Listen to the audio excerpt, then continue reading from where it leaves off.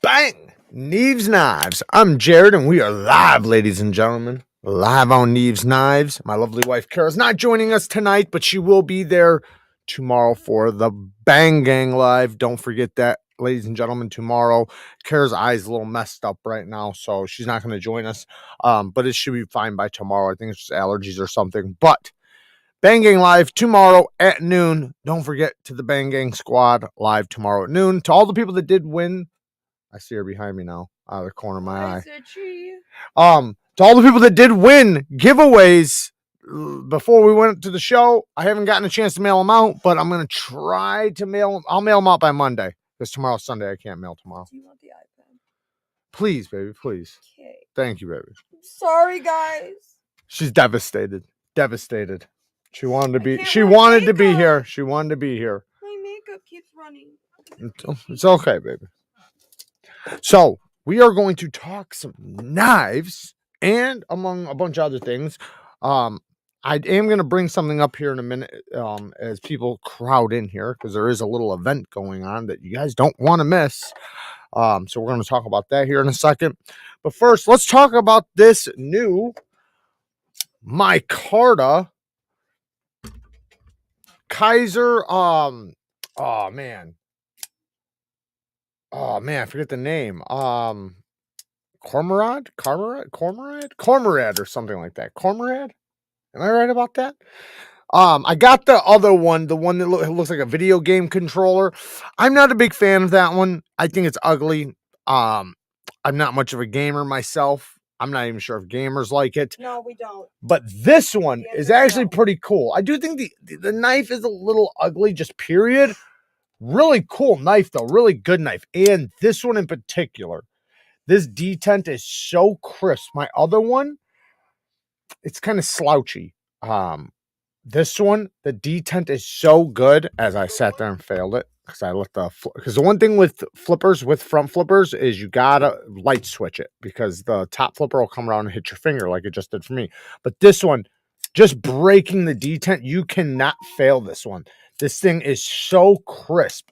Detent is so perfect on this. My other one was not gritty, but it was slouchy for sure. Like, it didn't have this action as good as this. Like, this one is just perfect. The front flipper works good. All the actions work great on this. It's not a big knife. You can get a full 4-finger grip. I know a lot of you guys do have this one already. This one's the micarta version. At the Blade Show, I did see some titanium frag versions. What's wrong? The answer is no about that gamer thing. Yeah, I know. It's ugly. I think the knife, period, like, I love the blade in a way, because it has a hollow ground blade. It's almost a sheep's foot blade, kind of. Clip point sheep's foot blade. But I don't know. I think just something with this squared up section right here kind of makes it look ugly. And then with this squared section, but then, like, when I look at it, I can see how useful it is at the same time. And my attraction towards knives usually falls into its use. Like, does it look really useful? Does the blade shape look useful? Does the ergos look good? Of course, other things do attract me, but I've learned a long time ago that times not the worst knives. You know, they tend to. It's kind of like Spyderco, right? You know what? Actually, we're going to talk about Spyderco, but like Spyderco, right? The knives are ugly, but they just work so good. You know, the blade shape is perfect for EDC. This is such a great blade shape, because when you push down, all the pressure goes right to the tip. The way this shape works, you know, goes right to the tip. Then it's also got a tall, broad, flat grind that passes through materials really good. The handle is supposed to be ergonomic. It's a little boxy, but it's pretty good. They designed it around was functionality and the hand. So even though it's ugly, and I always thought it was ugly. That's why I didn't get one for the longest time. I refused, because it was so ugly. I was like, I am not carrying around that ugly piece of shit. And the more I heard people rave about it, and the more videos and so on and so forth, eventually Somebody sent me one. I tried it and I said, oh, I get it. I get it. But that's the way it goes. You know, some knives that look really good and it's like, man, that looks badass. Doesn't mean that it's going to be a good knife. This was a, I always forget what they're called, but what the heck's it called? A factory second. So this was a factory second at Blade Show. Got it for $85. Maximet Spyderco Para 3 for $85. That's like over half off. At least half off, but over half off. And I found the issue. When you guys see what the issue is, I would pay half off for every knife to have this issue. So here's the issue. It's a little tiny mark right there.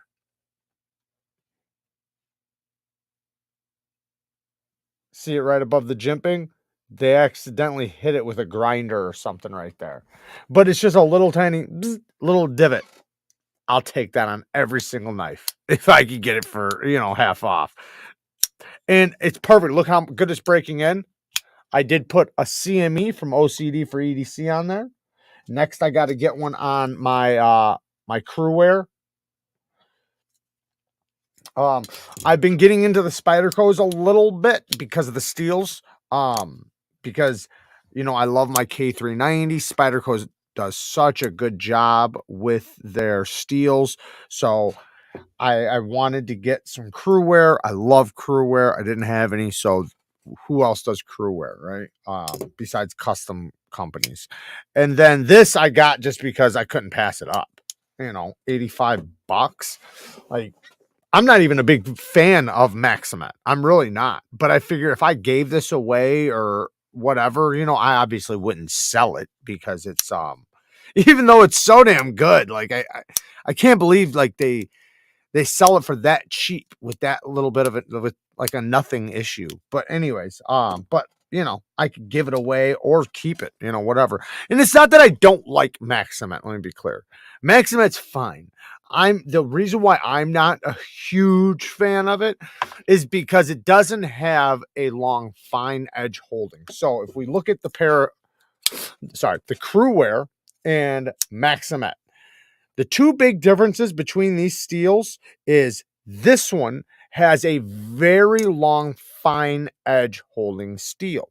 So it takes a very, very fine edge. Like you can get these redonkulously sharp. And it holds that edge, that hair whittling edge, for a very long time. Once it gets to working edge, though, the working edge goes away fast. This is the exact opposite. It takes a ridiculously sharp fine edge, a very, very sharp fine edge. However, it doesn't last for nothing. It literally goes away super quick, and then the working edge lasts forever. So the best edge to put on Maximet would be a coarse edge, since it doesn't hold a fine edge very long. So a coarse edge will last the longest on Maximet, and since the bite goes away fast, it'll keep its bite because it's such an aggressive edge. Knives, lots of knives. Thank you for the 5 bones. Thanks for being my favorite. Oh man, thank you, man. Thank you for the 5 bones. I do appreciate it. And cheers to you and everybody else in here. I see my mother's in here. Thank you for the 5 bones, man. I do appreciate it. Hello, sweetheart. Hello, everybody. Hope everybody's having a nice evening. Thank you, mother. I hope you're having a nice evening. My Neevesknives t-shirt came in today. Can't wait to represent my boy. Nice. That's awesome. Hell yeah. Right now I'm wearing a Stasa shirt under here. Yeah. Shout out to Stasa23. Definitely go and check out his channel. And be sure to check out Not Your Average EDC. Is she in here? Oh, she is in here. What's up, Erica? Maximet is the shit when it holds that working edge for eternity. Right. And that's what it does. And it holds it for so long. Like it really does. That's like the kind of I guess the type of edge like you would want for like say work, right? Like if you do work, like say my old job working at the distillery, I cut cardboard straps, ropes, plastic all day, like all day. And there were times I'd bring 2 or 3 knives with me, or I'd bring my little work sharp field sharpener so that I could tune my edge halfway through the day, because no matter what, my edge was going to go dull by the end of the day, no matter what steel I was using. But like a steel like this Maximum, it would actually last throughout the whole day, possibly even like 2 or 3 days before I'd have to tune it up, because it just holds that working edge for so long. And if you put the right kind of edge, low angle, coarse edge, it's going to last. But that fine edge, that the really fine, keen, high grit edge, it's not going to last. But on other steels, like I said, Crewware holds it for a long time, but the working edge, not so much. So once you lose the fine edge, it drops. And if you want to like think about Crewware's edge retention to something else, I guess you could say like S45, S35 VN, something like that. Maybe I've always found it to be a little bit better than that, but I know it gets compared to that a lot. But you could say like S45. That's about right where it's at for edge retention. Maximet's going to be like the best, basically. There's only like one steel better, and that's like Rex 121. Other than that, though, Maximet is definitely the longest edge retention you can probably get on a steel, especially from Spyderco, because Spyderco's heat treats are just so damn good. But yes, shout out to Erica from Not Your Average GDC. Definitely go and follow her content.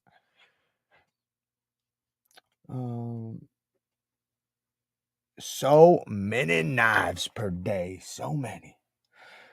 You sound like me.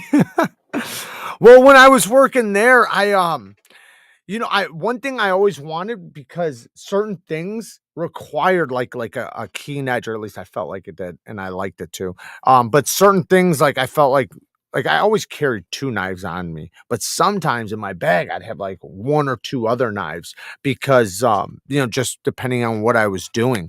And I remember 1 week, or I don't know, maybe it was over a month, I was cutting this really thick foam. So I actually brought, because the day I started doing it, my edge wasn't long enough. I didn't have a long enough blade. So I wound up the next day bringing a long knife, because I wanted to be able to get through it all. Well, I didn't have to, but I wanted to be able to layer the foam up and cut as many as possible. And everybody knows, when you're working, you want to do it as efficient as possible, as many as possible. And me being able to stack the foam up layer by layer by layer made it to where I cut my work in half. Instead of doing 2 pieces of foam, with a 3-inch blade, I could stack 4 if I had like a 4-inch blade, something like that. But excuse me. But yeah, I would never want, because of my plastic straps that I would cut, my biggest not fear, but my biggest issue would be if I lost the bite from my edge, was when I would go to cut straps, and it seemed like there were so many straps I always had to cut, and I'd run into these super thick, like really thick. They had nylon inside the plastic strap, like a woven nylon, and these things are so dense and so thick that when you go to cut it, if your edge did not have bite, you would slip. And everybody knows what that's like when you're trying to cut something and you're pulling all your muscle into it and it just slips out. I think it's dangerous, but if you just had a sharp edge, it would pop it. Of course, it's going to take a little struggle, when you're going to have to muscle it a little bit, but it'll get it. And if I had a dull edge, I'd be sitting there for like a minute and a half, like almost like sawing through it, trying to get through it. You'd pull it and it would get a little bit of it, but then you have to put your knife back in there and get it again, put your knife back in there and get it again. Screw all that. Just bring in, if you have at least, if I always had 1 keen edge, I could just pop that knife out, do that, and then use the edges that were going dull on the cardboard and plastic and things like that. Bite for days. Yeah, blue collar jobs. Shout out to the blue collars. DWU is a new one to me. Usually it's just Daniel. Huh. Jay Freeman says, but will you have the energy to pump her back up after? What question is that? Who's that to? Can you still have a bite on a polished edge? Absolutely. Absolutely. But certain steels take better bite than others. So certain steels lose their bite. There's just certain steels, basically, the higher the grit you go, the more the bite falls off. Then there's steels that, yes, they can get a lot of bite, but as soon as you start using it, the bite goes away quick. You know, kind of like we were talking about with Max Cement, it loses its fine edge very fast. And then what happens is that steel will get slick. So, and then like I said, in some of them, they just, the higher the grit you go, the slicker they get. But there's certain steels that they keep their bite, they hold their bite. So even if it's a super polished edge, it's still, then it's scary sharp. It's very, very fucking sharp, like crazy sharp. But most steels, I would say, not even most, all steels do good at 600 grit. That's why it's my most recommended grit. 600 grit is just the most universal grit. Every steel takes it. There's only one steel that I can think of that might not necessarily take a great 600 grit edge, and that's CPM 154. And that's because a 600 grit would be more like, because every grit with CPM 154 specifically, not 154 CM, but CPM 154, a 300 grit is like a 600 grit. A 600 grit is like a 1200 grit. You know, I could be exaggerating a little bit, but you guys get what I mean. So a 600 grit is not going to be like other steels 600 grit. And there's a couple other steels like that, but the overwhelming majority of steels all do great at 600 grit. They have a incredible amount of bite. They're fine enough to where they can do the tasks that you might need a little bit finer of an edge for, and but still really aggressive, and it holds an aggressive edge. But yes, there are some incredible steels that take an incredible fine polished edge. What's up, Blades and Fades? Shout out to Blades and Fades, another channel you should definitely go check out. He's been building up his studio, working really hard on it, guys. Definitely go and show him some support. Jared, you gonna try the Magna Cut Deca? I snagged one. I'll be honest, man. I heard some negative stuff. I've tested a bunch of other Magna Cut, and I have not tested Hogues yet. But from like somebody else in the community tested some. And listen, when I say this, I am not saying that yours is like this, and I'm not saying that it's all like this. I'm just saying one person's test. It was outcut by Sandvik steel. Let's just put it that way. It did very poorly. So I don't know, but I would imagine that they're probably running at like 59, 60 or something. Like that's a guess. I'm just pulling that out of my ass. But I don't know. You know, I haven't tested it. But from my experience, 63 is the number. 63 plus, it does good. Even 62.5 and up, you know, at 62.5, I would be happy with it from a production company. But obviously, you know, if you're going to ask me, what do you want? I want 63 up, but I would still buy 62.5. When you start getting below 62, that's where you start questioning, like, is it better than other steels I can get for a more affordable price? You know, I don't think the edge retention is going to be there. Everybody keeps talking about, you know, the toughness to edge retention ratio, you know, balance, because I think, what is it? What the hell is that thing called? I forget what it's called, but they were saying like basically like that between 61 and 62 is like its perfect balance. Fuck that balance and whatever they said, because if you're going to tell me that, you know, that I'm going to lose a little bit of toughness, but just increase my edge retention massively, and I'm going to get way better edges, better sharpening, better everything. Fuck that toughness, because it's not like Magna Cut's a super tough steel. Even at 65, it's still as tough as Vanax. So at 63, you're not losing that much toughness. It's not like it's going to be so brittle to the point to where you're just breaking blades. So to me, braise it up, give me a little bit higher You know, like I said, 62.5, 63 HRC, I'd be super happy. But yeah, I almost bought one though. I almost bought one of those Hogue Decas just to test it out. You know, to get my own opinion on it. No, Magna Cut needs to be higher. I agree. Mine is awesome so far. Surprisingly good. That's all, dude. I'm really happy you said that. I am, because I was kind of getting worried. Is like I said, that the one I seen was one, and I always try to say it, don't ever watch or look at one test. And I don't want to fall victim to that either, because I always tell this to people.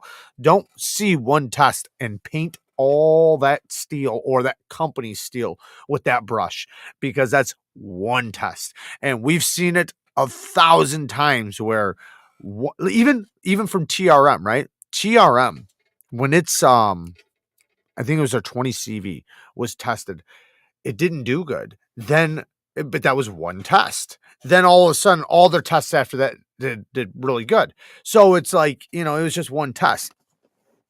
But hopefully they bump it up. And I would love for them to get feedback from the community and say, okay, let's raise it up a little bit. That would be awesome. I'd love to see that. Will they do that? I don't know. I mean, to be honest, like, I love Hogue and I love their knives, but I really don't know how much they pay attention and how much they listen to the community. So it's hard to say what they would do if, like, they started getting a bunch of feedback and people saying, hey, raise this shit up. This shit's soft. Will people like to treat low and use that as an excuse every time and it's getting old? Yes, it is. That's why I don't like that. I don't like that. I feel like it's a cop out saying, like, well, this is where the best balance is for it to have the highest amount of toughness and edge retention. And it's like, that's a bullshit. Of course, you're going to lose some toughness by raising the edge retention by going higher, but do you need that toughness? Like say on a Hogue Decker, for example. That's not a folding pry bar. They're putting FRN on it. I mean, for crying out loud, it's a lightweight, right? It's a lightweight. We want edge retention there. Granted, you still want some toughness, but you're not losing it to the point to where it's like it's fragile. You're not going to have it as, it's not going to be fixed blade tough. But I don't think anybody would expect it to be.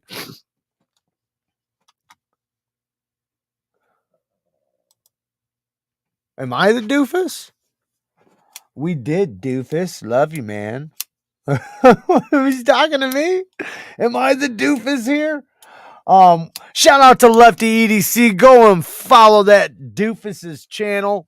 Awesome, dude. Love him to death. And hopefully next show, when I get to show up, I actually get to hang out with him longer. We did see each other, but we didn't get to like hang out.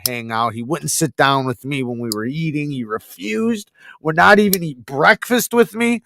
And then after that, he just kept leaving me and ditching me. And so hopefully next time I can catch his ass and stop him from running away and we can hang out. But follow his channel regardless. Oh,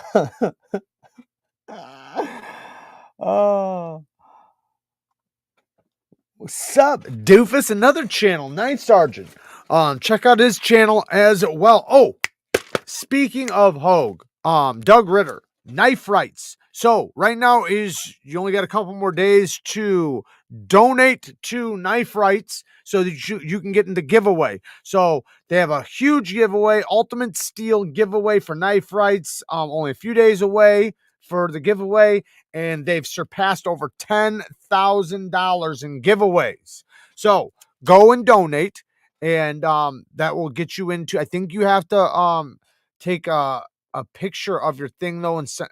How does it go? I think you do have to screenshot your donation and then send it to them so that you can be entered into the giveaway. I think that's the way it goes. Maybe they have it set up better this time. I'm not positive. Maybe somebody else can help me out in the comments. Zach, stop with the 5 bones. Do something kind for someone. Thank you, Zach. I appreciate it, brother. Thank you. Can somebody else better explain it? When you donate to Knife Rights, because I don't get in the giveaways, but I am going to donate. But when you donate, do you have to screenshot it this time? Because I remember the last time we did. I'm not sure. Maybe they set the website up better this time. Do something mediocre for somebody, Maurice says. Man, I'll tell you what, guys, this Freeman, I'm loving this thing. The sounds are just insane. The Detent, this is a fan for how big it is and just bulky it is. Fantastic Detent. You got the reverse flick. I do feel a hint of blade, not blade, I guess it's blade rock towards the lock, but it's a hint. Now I'm muscling it to get it. When I do it right here, I have nothing, no side to side at all. But when I grab the tip, which 90% of button locks wind up getting, that might break in just because it's a plunge and the plunge might nestle in. That sometimes happens, but I'm not even worried about it. It's so tiny. And yeah, I love it. I absolutely love it. What a beast. What a beast. And I do not know yet what they're running their Magna Cut on. I mean, I'm not sure if you guys can see that they're using Magna Cut on this. Stasa23 said the funniest shit. He says, I'm pretty sure they only have one font, like one size font at their company because they wrote Magna Cut and Freeman the same size. Oh, that's hilarious. But yeah, I'm not sure what they're running theirs at either. So that's another thing I need to look into. I'd love to see Freeman do some more shit though. This is the only knife I can think of that they do besides, I think they do fixed blades, but I'd like to see them do more folders. Boom! Nickname is Cock from Shaka. Ohio shares no letters with Canada. Any recommendations like the TS226 with multiple deployments, and what your thoughts on the new 80 20.5? Well, I mean, I got the where is it? I love the 20.5. What do you mean the new one? You're talking about what steel are they using? I think they started using a better steel. Is it Magna Cut? I don't remember. I don't know. I haven't been paying attention to the 20.5 ever since I got this reblade from Brian from Transparent Knives, man. I love it though, because this reblade and the original goat scales, shout out to Original Goat. They're linked in the description, guys. Linked in the description. You can get 15% off for all your scales from Original Goat. And these are titanium. They have aluminum. They have even scales for other knives too. Go and check them out. Use my discount code. They have badass scales. All USA made. Everything's USA made. Yeah, and they're awesome to work with too. If you have any issues, they will 100% take care of it. I can promise you that. They are just so awesome to work with and deal with. I guarantee if you have any issues, they will deal with it like that. Original Goat Scales, just awesome people. But yeah, I love the 20.5 now that I have my new scales and a new blade. Now I'm looking forward to, sorry guys, I have an itch. I'm looking forward to getting the Demco 80/20 titanium scales. Ooh, I can't wait for that. Is my 20 over there? Oh yeah, my 80/20 over here. That's going to be just badass all the way around. I can't wait for that because, I mean, I'm a titanium whore.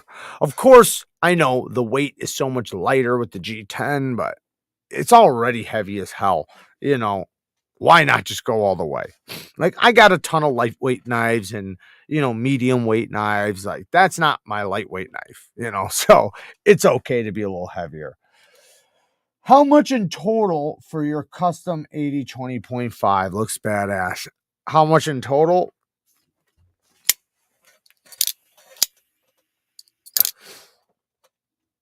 What was it? 150 originally? 150, 350, 450, 550, about $600. 650, 650, something like that. But I'll be honest, I got a lot of it for free. So I didn't pay for it. Just being honest. So yeah. I definitely have been very blessed. But I love the shit out of it. I'll tell you that much. I do love the shit out of it, and it's like 90% USA made now. It's got a custom blade with a custom heat treat, custom grind. I picked this blade shape and grind. I picked the heat treat on it, you know, so that's about 280 for that. But that goes up or down depending on the finish and, you know, other stuff you pick. The scales, like I think they're like $130, something like that, but I do have a 15% discount code, so figure that out. But yeah, it definitely winds up turning it into a custom. But you know, if there's a knife, right, that you love, like this is a knife that it's a custom now, you know. Or you could call it you can call it whatever you want. I don't give a shit. But it winds up becoming something that you can be proud of because you turned into what you wanted to. You know, you can't say that for other knives. Or you know, I guess you could with other blades from Transparent Knives, like with the bug out and stuff. But yeah, I know it's definitely expensive, and a lot of people would spend that money on something else. But hey, you don't have to spend it all at once. You know, you buy a piece here, get a piece there. It's kind of like somebody else was bitching yesterday or something about spending $400 on a knife, saying they could never come up with that much money. And I just told them, well, you don't have to. You can make payments. You know, like a lot of people do that. A lot of people don't drop $400 all at once. They drop $100 a month on it. You know, get it in a few months. If it's something like that you really, really want and you know you'll want it in a few months. Shout out to Tri-State EDC. There's another one. That guy over there. I'm carrying a Spyderco Andela DLT exclusive red and black dome and rocking the Tucson TS 129. Recommendations from Neves himself. You know what? I found out how shitty my 129 is now. I didn't even realize it. I got to check out two 129s while I was at the Blade Show that were in better. Remember, mine has been through the works, guys. I used mine in construction. I used mine at the distillery, and I tested it for review. It was sharpened so many times, but I didn't realize how big of a hit my Tucson took over. I don't know how long I had it, 2 years or something. However long I've had it, I didn't realize how big of a hit it took. But damn it, it took a hit because it's compared to the ones I tried. I remember how good it used to feel. I didn't realize it because, you know, like a knife that slowly like loses its gemness, I guess. You don't realize it. And I didn't realize how poor mine was getting because I sent it to Lefty and Lefty was kind of bitching about it. Like, man, this action kind of sucks. And I didn't realize it, but all the other ones, like it used to be really, really, really good, but it just is what it is. So maybe I'll get a new one because I do love that knife. I was using it the other day and I remembered why I love it so much. So yeah, I guess I need to find another one. I starting to watch Sopranos for the first time last night. Spent all day editing and tearing through the first season. Can't stop watching. Help me. Yeah, that was a good one. I never finished it, but I did watch a good bit of it. The one that we were just watching was damn it. The hell is it called?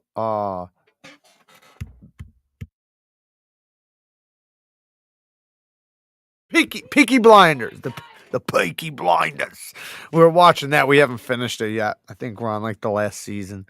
We need to finish it because it's been a couple weeks since we watched it. Bama, what's up, brother? Oh, also, guys, if you guys are planning on getting any sharpening systems, hold your horses. I got a full review coming on a new badass sharpening system, and then I got another one coming right around the corner. But yeah, if you guys are looking on investing in a good system, I got a full review coming on one and then another one right after that. So, you know, if you guys are wanting to see how this one is. It's really badass. So another one of those big hitters for sure. Those of you that do like fixed angle systems, I know I do most of my sharpening freehand, but I still do a lot fixed angle because I offer it for sharpening service, and it makes it easier because as much sharpening as I do, I just can't do it all freehand. And it's there's just sometimes, you know, you want to do, because you know, like there's times I have cuts and things like that and I just can't work, you know, freehand as good as I can with a fixed angle, and vice versa. There's sometimes I grab a knife and I can do it way better freehand. So, but I like to do a little bit of both, just like my belt. I still use my belt on things, usually bigger things or when I need to grind steel off and stuff. But I just finished up The Last Kingdom, had a few friends hug me about it for a while, or bug me about it for a while, so I finally dug in. Binge watched 5 seasons. I was in bad shape after, but basically it's Vikings, but the opposite? Huh, never heard of it. Dennis with the 2 bones. Did you pick up anything good at Blade Show? Yes, I did. I actually did a video about it if you want to check it out. I got my Freeman. Love it, love it, love it. We got a bunch of good shit. I got T. Kells. Was it the Night Stalker? This is a double edge. So T and KELL. This has an edge up here. Oh man, I've been stabbing stuff with this thing, guys. Holy cow, this thing stabs stuff. Because of the double edge right here, like, man, it just penetrates so fast and so easily. Not that I'm really running around stabbing stuff, but I just did just for fun, and it was fun. But yeah, awesome little fixed blade. Now they do make the exact same thing without the ring. I am gonna get some more of the T. Kells knives, USA made, good shit. I did make a mistake though. This is not 1095. This is 80 CRV, something like that.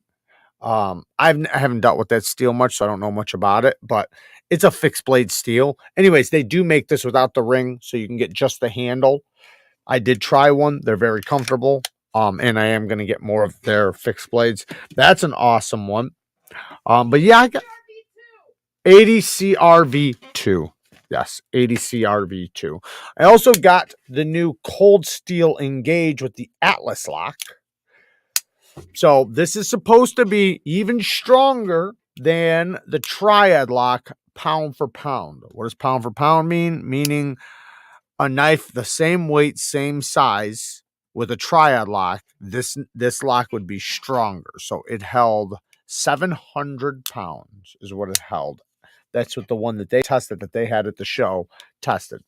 They had it there. It had the hole drilled into it. It had a big like notch in the edge from where it hit after failing. 700 pounds. It's a lot of weight. That is a lot of damn weight. Holy cow. So a knife like this size and this dimensions and everything, holding 700 pounds, that's pretty incredible, because the blade stock thickness, it's thick, but it's not like stupid thick. I would not expect this to hold 700 pounds. I would expect the blade to snap before that, but it did. The lock is very easy to deal with, but it is far back down, the handle. But you can easily get to it. But the way I like to do it, when you're up here, so you don't have to change grips and go down here like that, I just go like this. You just treat it just like a Triad lock, where you just go like this. Instead of pushing in, you just pull it down, just like a shark lock. It works just like a shark lock. It's just farther down the handle and a little more comfortable to deal with. Steel liners, right? What? Steel liners? Yes, steel liners. Steel liners. Yes, steel liners. Yes, it has steel liners, and if you look, see the jimping on the lock, it's very comfortable to disengage.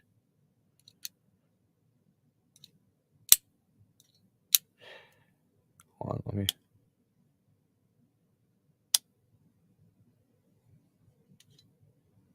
The stop pin's nice and big, nice giant stop pin.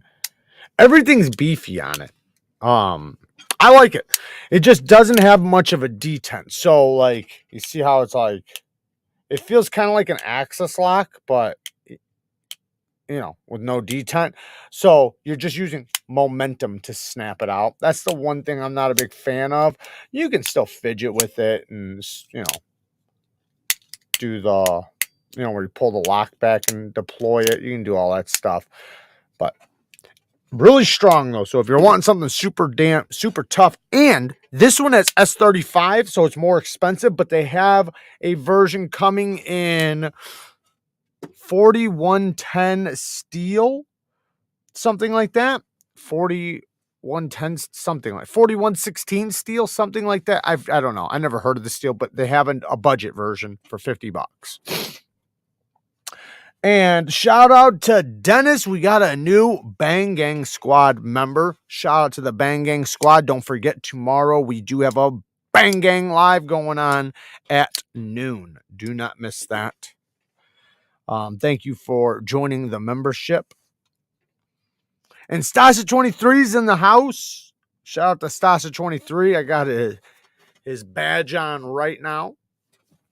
So shout out to the Stasha23 squad.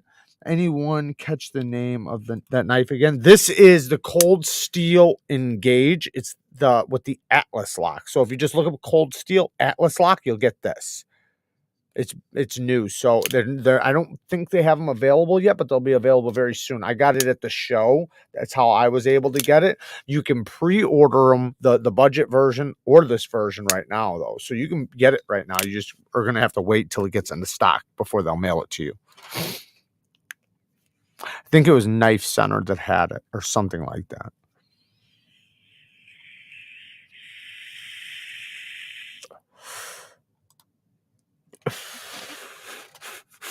Breeze has got some penguin on the grill. If anybody wants some, about 12 minutes, it'll be ready.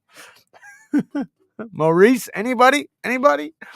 Isn't 4110 comparable to 440? I guess. I don't know. You tell me. I've never heard of it before. I know nothing about it. I've never tried it. I've tested lots of 440, but I've never tested any 4110. So I have no idea. Chicago 23's in the house. What's up? Chi-Town 23. What's going on? Aberdeen Blades in the house. Yeah, it is a beefy knife. It's definitely beefy. It reminds you of a Cold Steel or, a Demco. It actually kind of reminds me of a blend of a Cold Steel Demco mix, which I know Demco's designs are always taken over by Cold Steel. So that would make sense. But what I mean is if you look at it, it has a Demco vibe to it with the choil. I feel like, I don't know, because I don't know where they lie with Lynn Thompson anymore. I don't think they have anything to do with Lynn Thompson, but this just looks like a Demco to me. Even with the forward choil, like Demco likes to do, same thing. Like there's so many things that are so similar to what you'd expect from Demco. And then the lock, it's like it's a fucking shark lock, basically. It's a little bit different, but not much. They instead of like I could grab a sharp lock. Maybe I'll do a video and compare it to the shark lock. That's what I'll do.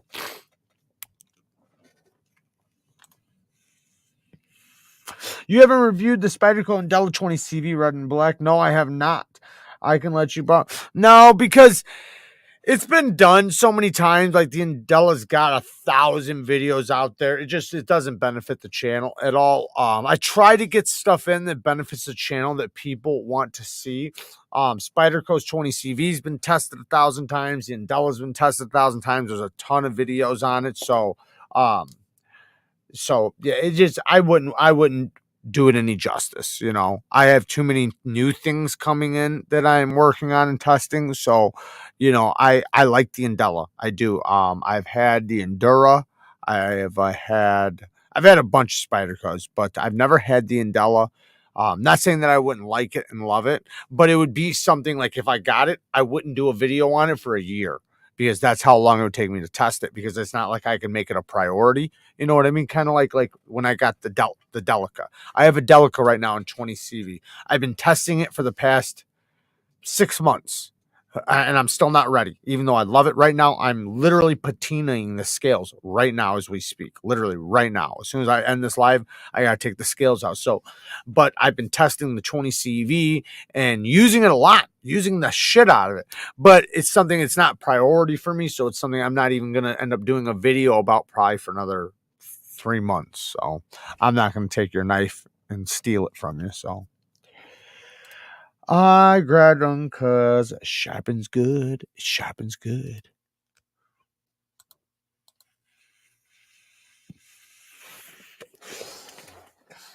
All right. How many people are in here? We got 114 people in here. Are you guys ready for scent of the day? You guys ready for scent of the day? You guys been liking that at all? Let me ask you. Give me some feedback. You guys been liking scent of the day, or you guys are like, fuck scent of the day? I want to hear some feedback because I told you guys I'm going to do a full video. So, I got about like 25, 30 plus scents, and I'm kind of testing them all, and I'm going to pick a top 5, and I'm going to literally say my top 5 after testing all of those so that you guys don't have to, and then you guys can get my opinion. I know it's only my opinion, but I am looking up research and other videos and everything and figuring out what other people like too, and so I can also add that into the videos I do. And shut up back there. No, you've already smelt it. Well, let me see what they're saying, because they're saying no. No, we got some yes. Please show the Freeman again. Okay, I'll show the Freeman again. Let me show the Freeman really quick. Woo. Listen to it though. If you're gonna watch it, you gotta listen. Freebird! I just turned the mic up and you did that.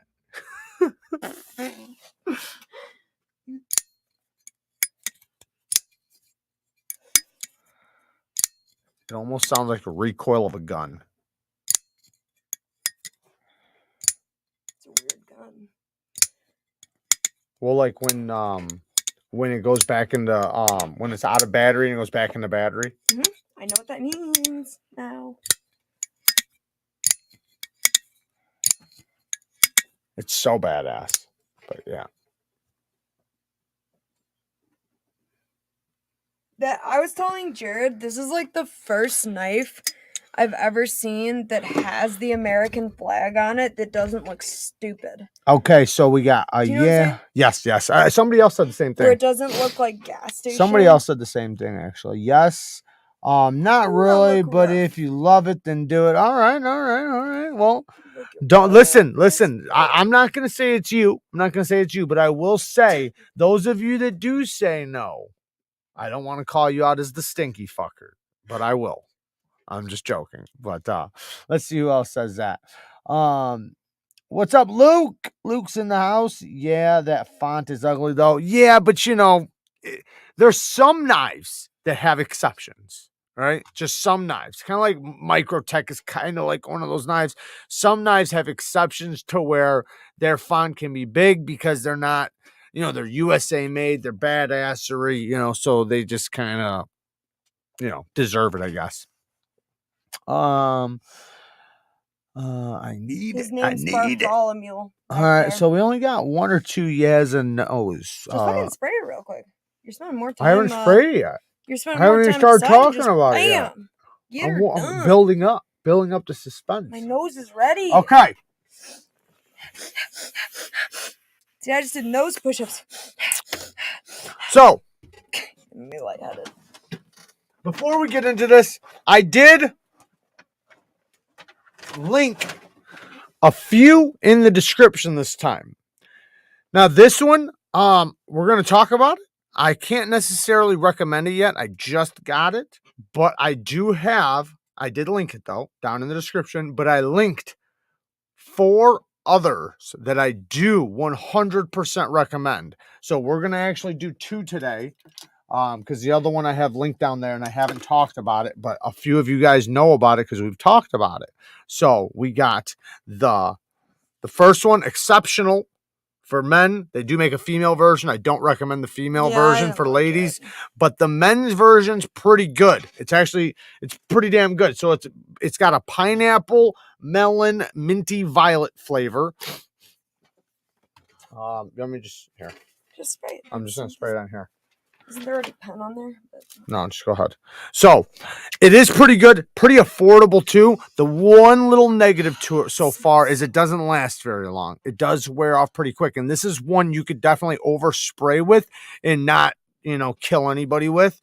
I agree with all those words. This thing smells absolutely incredible. Yeah, it does smell really good. I have like no complaints regarding the smell of this one at all. It does have like a melony pineapple flavor with cologne, right? It doesn't smell like pineapple. But it that's like the top note, you know. It is a nice clean scent, a refreshing scent, but it's not like too powerful. And like I said, it does wear down very quickly. The undertones though, I don't really get too much of the the dry down. I don't really get too much from the dry down. It just seems like it just kind of wears down till it's gone. It doesn't change like some of them, like bow. Yeah, some of them literally change. Like they'll go from like black cherry to wood, you know, like, and that's a good thing because then that'll be the dry down. The dry down just gets lesser and lesser and lesser till it goes away. But still really, really good. I do still recommend it, but you know, it's hard for me to recommend because I just recently got it. However, I do recommend this one. And I know some of you guys have had this one. Because because this is the one I can recommend. Oh, okay. So this one I can recommend, and you're gonna send. Oh, I gotta spray on something else. So this one is Dior Sauvage. I got it linked down in the description. Dior Sauvage. Just really quick, we'll get through this.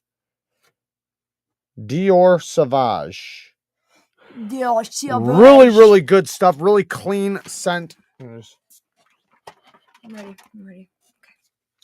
Okay. What do you think? Oh, that's very nice. You like that, don't you?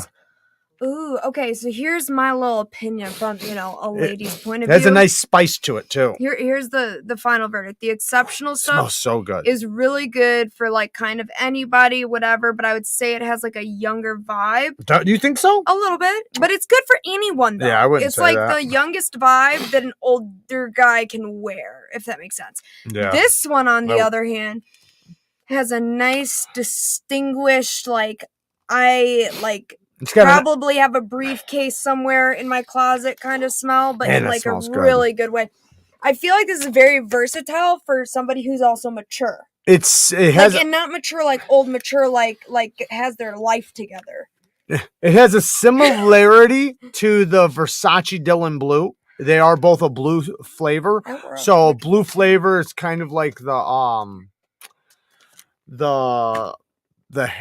hair gel, like the shampooy, the fresh soapy, out of the shower smells, like a blue smell. That's what it means. But so this one it begins with a spicy pepper, trailing into the heart of soft lavender, hints of floral, geranium notes. Cedar offers a masculine finish to top it off. So it is, and that's very accurate. And you instantly get like a little bit of a spice with a fruity scent on top. So it's like a fruity spice. And then you kind of get a little wood scent from the undertone. Really, really good stuff though. That one I highly recommend. I'm out. All right, baby. Thank you for being a scent tester. Thank you for give my nose a kiss. Thank you. All right. So, but that one I definitely recommend down in the links if you guys want to try it. Like I said, when I do my top 5, if you guys don't want to try any till my top 5 video, I understand. But that it will be a very well thought out video when I do it. All right. Watch out for the herd when you're spraying that. I have the mini. It's good. Luke Cole's got the mini. You're talking about the Dior Sauvage? Yeah, and it's so good. It's really good. Like I said, it does remind me a little bit of the Dylan Blue. I do like the Dylan Blue a little bit more, but just because they both have like a spice over the top note, so they are very similar in that way, but I feel like the Dylan Blue has a little bit of a black cherry top note, at least in my opinion. Anyways, let's get into some other shit.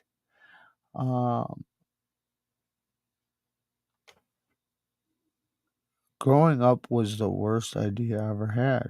So I haven't. Great idea. That's how you do it. You know, you had a bad idea and you just said, fuck that idea. All right, just so you guys know, I'm going to bring it up one more time. Don't forget to donate to Knife Rights if you guys want to enter into the giveaway. They have over $10,000 in giveaways, and it's going to be going on in just a few days, so don't miss out on the giveaway for Knife Rights. Yes, baby. Yeah. You have to make a public apology. To who? Dennis. Dennis. Not with a Z. Scroll up a little bit. Why? Just with it. Did I miss something? Just go back down. Oh, Dennis, man, I'm sorry, man. I almost forgot the 2 bones. You going to review that Null Knives with the thumb disc? Yes, I am in. Did you also see that you became a member? I did. Okay, yeah. Just making sure. So I am in contact with them. He's going to try to get it to me because the last time with his last design, I got it late. And there was no reason for me to review it because by the time I got it, the knife was the pre-order was starting. So there was no point for me to even review it. So I just threw it in a top 5 and he understood because I told him, I said, man, I got it. You're already doing the pre-order. I don't even have time to do anything with it. So he understood. It just is what it is. So hopefully this next one, I get it first. So I'll be one of the first people to test it. Let's hope for that. Fingers crossed. And yeah, I'm very excited about that one. I'll be honest, that was one of my favorite knives from the show. Hands down. It really was. It's an incredible knife. It really is. So we're going to see where that goes. But yes, I am going to be getting it.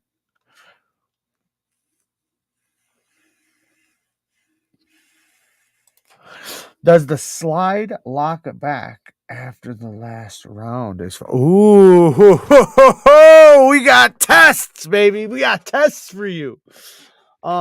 Somebody asked me to do something a second ago. I'm not going to answer it. Don't worry. I'm not going to answer it for.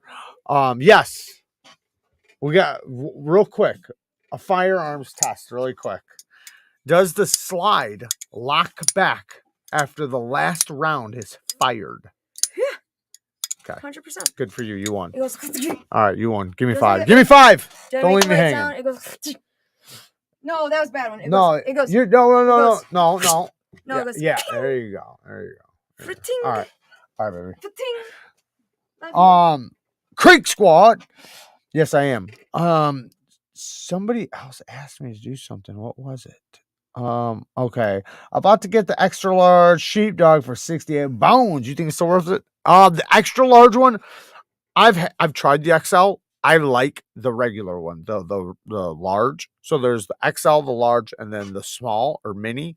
I like the large one. I think the XL it's a little much. It's big as fuck. So if you want something big as fuck, yeah, it's awesome. But it is a big knife.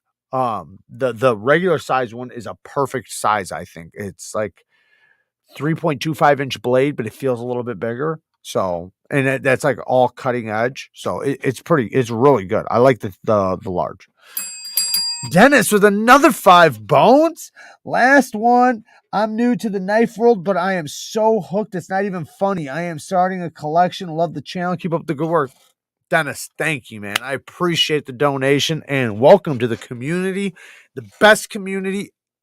Hands down, you can't beat this community. I guarantee everybody in the chat right now will definitely, everybody give a thumbs up if you think that this is the best community, because it really is. You will not find another community as good as this community.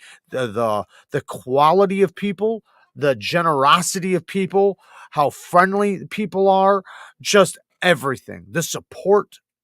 Hands down, like everybody says, came for the knives, stay for the people, because you make the best friends you could ever ask for in this community, let alone the best fucking knives.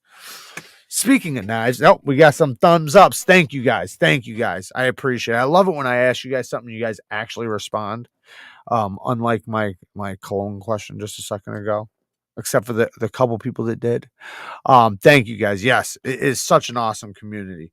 So we got the new Civivi fixed blade. So this thing, yeah. Did you get the last message for a member? For Antimatter becoming a member? No, it's not on my thing. Antimatter member for oh shit. Hold on a second. My thing froze up. Hang on. No, I don't have it. I'm coming.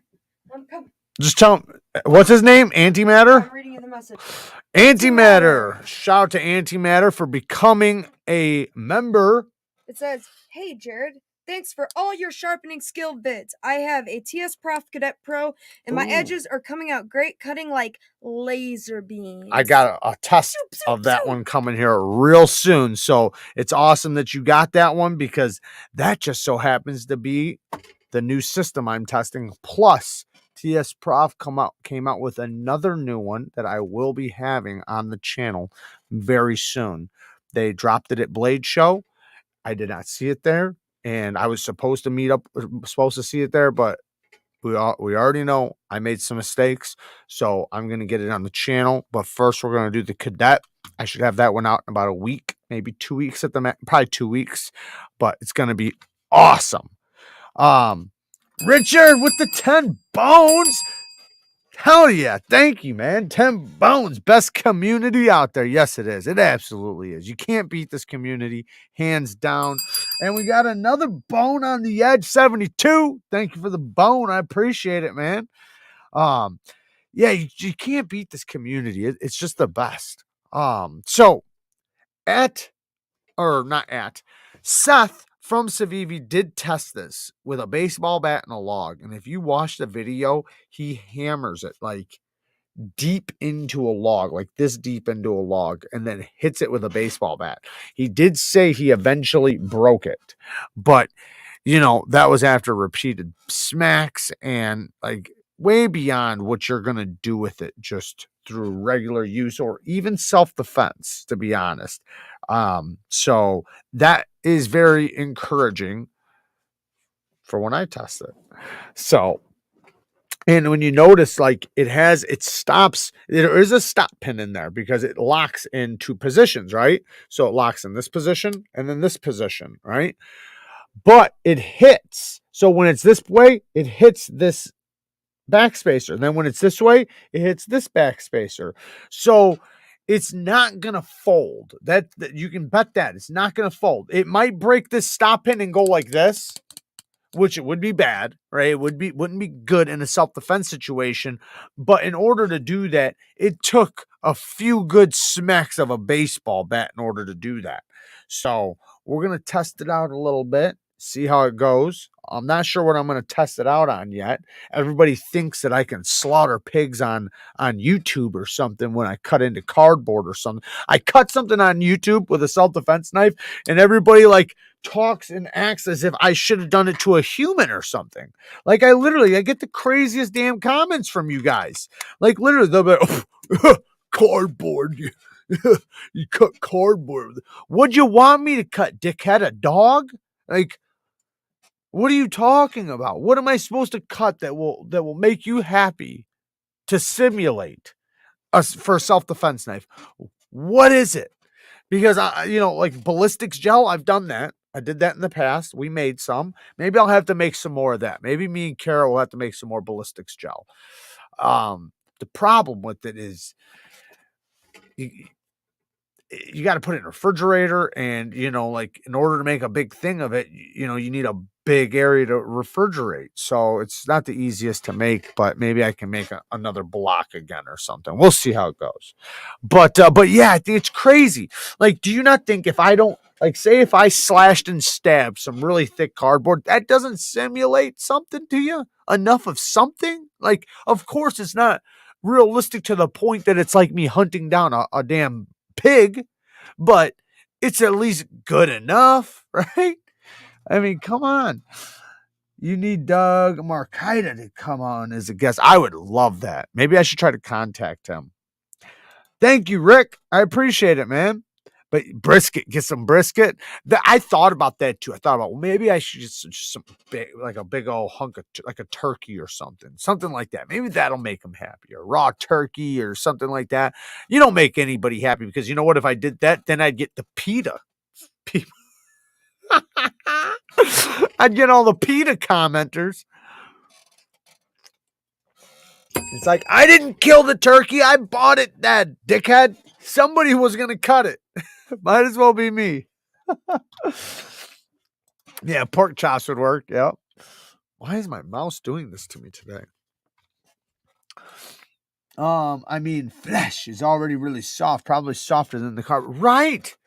That's the way I pictured it, right? It's like if it can cut through, like if I have like 4 layers of cardboard, right? And it cuts through 2 or 3 layers of cardboard, that's proving a lot because flesh is way softer and way easier to cut. The homeless, right? The homeless. Go to your local butcher and see if they will let you take a couple swings. That's not a bad idea. Find a local butcher and take a couple swings. Hey, you guys got something I can maybe slash and dash a little bit? And then they say, yeah, it's like, I want to set up a camera too. So I hope you don't mind. I'm setting up a camera. It will kill. Yes, it will kill. The one thing I worry about with this one is, so the edge, when I have it, like, I guess there's probably just certain positions you're supposed to put it in, but I don't know. I constantly feel like I'm going to go like this with my thumb on this edge because it's double edged. Both sides are edged. So you have to be careful not to, to use it in certain grips. But, use it as it's designed and you'll be fine. So, in this grip, as long as my finger's in the ring, I'm not going to slide down it. In this grip, you do have the potential to slide down it. So, cuff your thumb over the top. I always think about, though, when I see other people with knives in their hands and they're about to stab something, don't put your finger on the spine, ladies and gentlemen, because what'll happen, I've seen this a bunch of times. What was another fixed blade? I had the USA made one right here. So when you have your thumb like this, if you stab into something, what'll happen is it'll go in and it'll break your thumb, or it'll just rip the thing right out of your hand. Because then when you go to move off or, go back, you're going to lose the knife, and obviously I'm talking about more realistic. But even if you're just testing, right, and you're going to stab this into something, you don't want to stab this into something and then your thumb get ripped sideways or backwards. Yeah, it can hurt. Donnie Dennis with the 10 bones, man. Thank you, brother. Just like supporting your channel, enjoy the content, especially when you and your wife join the convo. Keep up the great work. Thank you, man. I appreciate it. Yeah, she's got some eye issues going on right now, but she'll be back on tomorrow because we have the Bang Gang live tomorrow at noon. But members only. So you have to be a member to be there for that live. We do that twice a month. Top tier members get a one-on-one sharpening sharpening. So like if you are a top tier member and you want help with sharpening, you can join the top tier join membership, and I will do one-on-one with you just like this, like through a Zoom call or through StreamYard. Nobody will be watching or anything like that. It'll be just me and you. And if you're a Bang Gang Squad member, twice a month you get a Bang Gang live, and then we do giveaways and stuff every once in a while. On the Edge 72 with the 5 bones. Thank you for the 5 bones. Hey, man, that notch on the Para 3 is intentional by Spyderco. Done to all blems to identify it as a blem, and it's not covered by warranty. I thought that was the... Hold on a second, wait. That notch is intentional by Spyderco. Done to all blems. So you're saying that they did this because it's a factory second? Is that what you're saying?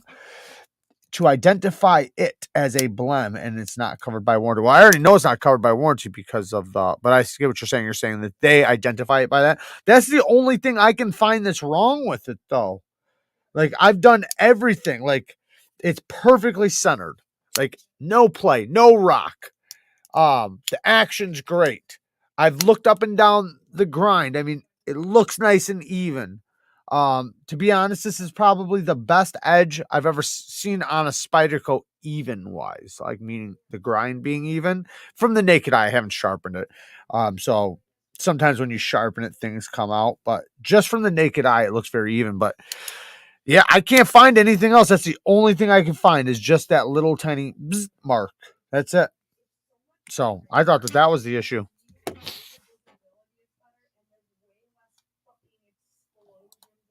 Yeah, that marks short. Okay, nice to know. But there's nothing else wrong with it. Somebody else that got one had a little issue with their G10, like it was like a little discoloring in their G10.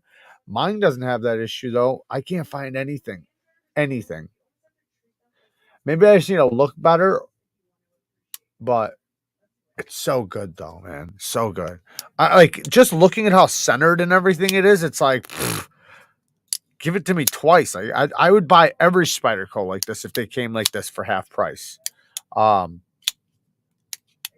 Like Kara keeps saying, though, watch, I'm gonna open it up one day and the blade's just gonna fly out like a ballistics knife. Just there goes the stop pin, all the parts just fall out on my lap. Like, damn it. What's up, Lacey? We are doing great. How are you doing? I wish they would put the wire clip on the G10 Para 3. You can. Oh no, you can't for this one. That's for the lightweight, right? No. Yeah, that would be awesome. But I don't mind this clip. This clip works really well, but I get what you mean because you would get a deep carry clip that works great, right? So yeah, that would be awesome. Yeah, you're right, because then you wouldn't have this much hanging out of your pocket. That's the one thing, man. They sure give you enough to grab onto, right? It's crazy. I haven't seen you in a minute, Lace. How was the show for you?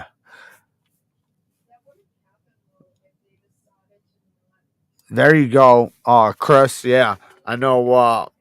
They got back. Chris got back a lot later than us because they were on the road. We flew. They drove, so they had a few extra days on both ends than us. I can imagine it probably feels. I mean, of course, you know, you wish the trip could last longer, but I bet in some way you're probably glad to be home and off the road. Thoughts on Folk Neven? I've never tried one. So I have no words on it because I've never tried one. Jared, let Karen know I couldn't make the post office today. They close early. I'll get her makeup on. No problem. I'll let her know. Not a problem, Lace. Yeah, I wish we could have met up at Blade Show, but I know shit happens. And, you know, to be honest, man, I felt bad. There were so many people I did not get to see that I literally meant to run into. I meant to go visit. So many booths I said I was going to go visit. Like I said, and I've said this already a bunch of times, and I'm going to keep beating myself up for it. But I feel like I fucked that whole thing up because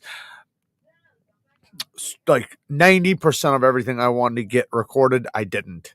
90 everything I wanted to buy didn't. Like I didn't even get the Patreon thing I wanted to get, but I still do got something badass for the Patreon. I'm making it up to them. But for me personally though, like just the recordings I wanted to get and just everything, I feel like I blew it. But it's a learning experience. So now next time when I go, I'm going to be ready. It's not going to happen again for sure. I want to drive to Blade Show. I enjoy driving. Yeah, I would too. That's how I would prefer to go, is to drive, but had to fly. Flying sucks, but had to do it. My friend that drove me over, fucked me over, flipping out about COVID and getting sick. Just don't hang out with those people, Lacey. What are you doing to yourself? Unless if they're like, you know, old and you got health risks and issues and stuff like that, I just stay away from those people. That's exactly how my first year of Blade Show was. Everybody else said that too. that you know, it's such a mind, you know, it messes with your mind so much, you know, you're almost like a dog seeing squirrels for the first time or something. And that's how I was. So, and you know, I guess I planned it in my head the worst way possible. So I planned like, okay, so the third day will be like the least amount of people. And, you know, so maybe that'll be the best day to record, right? Little do I know it's the worst day to record because some people are leaving, they're packing up, they're not staying till the end. They're going to be sold out of stuff. They're going to sell the stuff that they, you know, like, I don't know. So it wound up screwing me, but it's okay. Next time I will not make the same mistake. I love flying. Wait, I love the flying experience. It feels like I really vacation if you take a plane. I don't mind flying, but I've always loved road trips. I just love road trips. I love being on the road with my friends, jamming to some music, letting the wind fly through your fingertips, and if you have hair. But I don't know, just the different smells going through different states and seeing the different landscapes. And I've done a lot of road trips in my life, so I've just always loved them. I've always loved road trips. But no problem with flying. Flying's cool too. But if I had the choice, I'd probably drive. But it is cool though, just showing right up there. But the airport's always like this year. The airport was fine at in Chicago, actually. Normally, it's a total shit fest. It was fine. Atlanta was a total shit fest, but they wound up letting us sign up for this thing, and we got to pass out through like an hour and a half, 2 hour line. So that was kind of cool. So we went from it was probably longer than that. It looked like a 4 hour line, but they said that their line, if you have only 1 hour in their line, they said you got a lucky day. So it was probably over 2 hours of a line, at least. And we got to pass it up and get through like a 15-minute line. And then cancel after we left. All right. So I did want to talk a little bit about a knife that I think is a little bit overlooked. Now, we're going to go back to that ugly thing. I know it's ugly. And I forget the name of it. But I know it's a Kubi. I know it's a Kubi KU something. KU something. Somebody let me know what the name is. One of you guys know. This little guy, it's kind of like a little budget Spyderco in a way. D2 steel, very thin behind the edge, like very thin. I didn't measure it, but it's probably 12 to 15 thousandths behind the edge. The tip is fragile, like it is an acute tip. Like here, let's compare it to a Spyderco tip. So it's probably a little bit thinner than a Spyderco tip. This is the Spyderco. Yeah, it's a little bit thinner than a Spyderco tip. A little bit thinner. So, and it is got a nice broad blade. So the geometry is really good. Full 4-finger grip. But this thing is a little utility beast. I mean, this thing, it's like a little precision king. You can get the most insane detailing work done with this, even though the edge cants up like that. All the leverage goes right to the tip. So if you're going to do any sort of precision work, I mean, you have so much leverage into that tip. I mean, you can just use it like nothing. And that's where this thing shines. Utility work, detailing work. Obviously you can, it's still going to be a good slicer, but because the edge cants back a little bit, you're going to want to angle your wrist a little bit to trap the edge so it doesn't slide out. But this is such an underrated knife. The reverse flicking action, amazing, like absolutely amazing. I mean, left-handed or right-handed because it is a liner lock.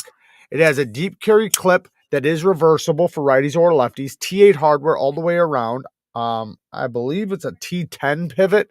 It might be a T8. Super duper smooth. This thing is so underrated. It's insane. And it's super affordable. I think it's under $50. But yeah, it's really, really good. I'm surprised more people didn't, because I know it's ugly. It's kind of ugly. But when you I could tell looking at it like, oh, that thing's going to work good. When I seen it, I knew right away, like, oh, that's going to work good. So when I got it, I realized because I started using it, it's like, damn it, man, that thing works pretty damn good. The KU122. Thank you. The KU122. I appreciate it. So Awesome, awesome knife. And I do think it is underrated. I really do, especially as like a secondary, because when I carry a knife, so I like to carry a full-size knife. So, you know, a full-size knife, something I can, you know, really beat up. Today I carried this. This is what I carried today. And then secondary. So this was my full-size knife. And then secondary, I carried this little guy. This one is in 20 CV. This is the this is the Ferrum Forge Archbishop 3.0 with a BGM regrind.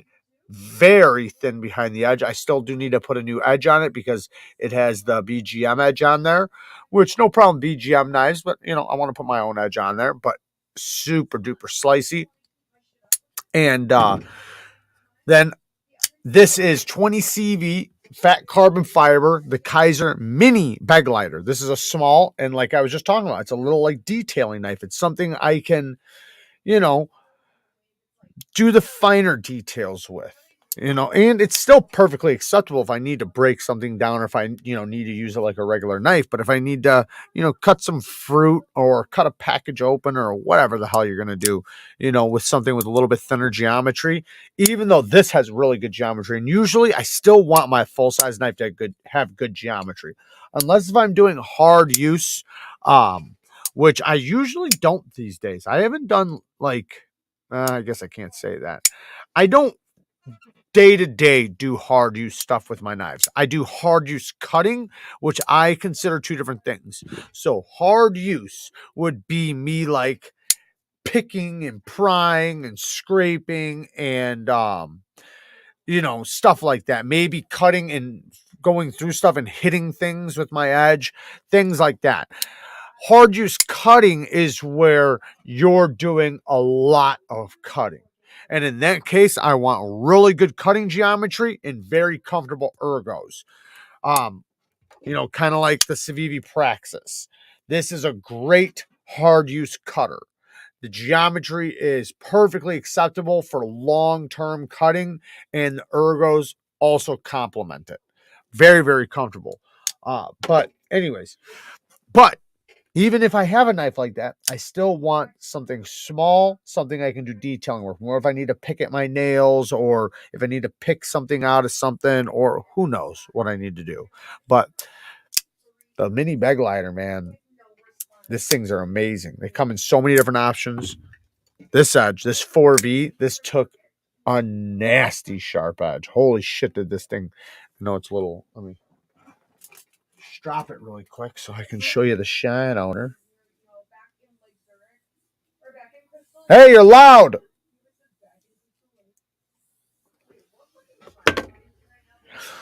This thing's got a nasty sharp edge.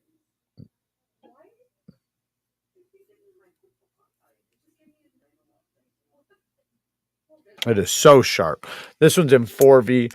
I have like 4 or 5 of these little mini bag lighters. They're awesome. And she's 31 years old, perfectly fit and healthy, fucking scared of COVID. Like, what the hell, man? And she's a hairdresser. She's a hairdresser, too. That is close to a lot of people every day at work. I don't get it, man. I think, I mean, obviously a lot of people use it as an excuse. You know, last week when we were in the live, I didn't see it until I pushed end. Kara called it out. But I said something. Oh, I was talking about for Blade Show. Everybody, you know, I told everybody make sure they take their vitamins, make sure they take their immune system boosters, things like that. And then the motherfucker goes, or you could just get a vaccine. Like, what? First of all, what the fuck does that have to do with boosting your immune system towards all illnesses, right? Not a damn thing, right? Like, why is it that when you talk about boosting your immune system, it has anything to do with that? Number two, like many people, if not most, I don't know, but a lot of people aren't taking that damn vax. Like, I mean, if you do, cool for you, but you know, like to tell somebody else that to take it, like that's just ridiculous. And then after I don't need to go down this damn rabbit hole, but I'm sure you guys seen, what is it, over 1,100 side effects that they came out with that they didn't tell you guys before you guys all took it. I'm not laughing because it's sad. It's sad because motherfuckers got in line to take this damn thing and were pushed, felt like they were forced and all these things to take it.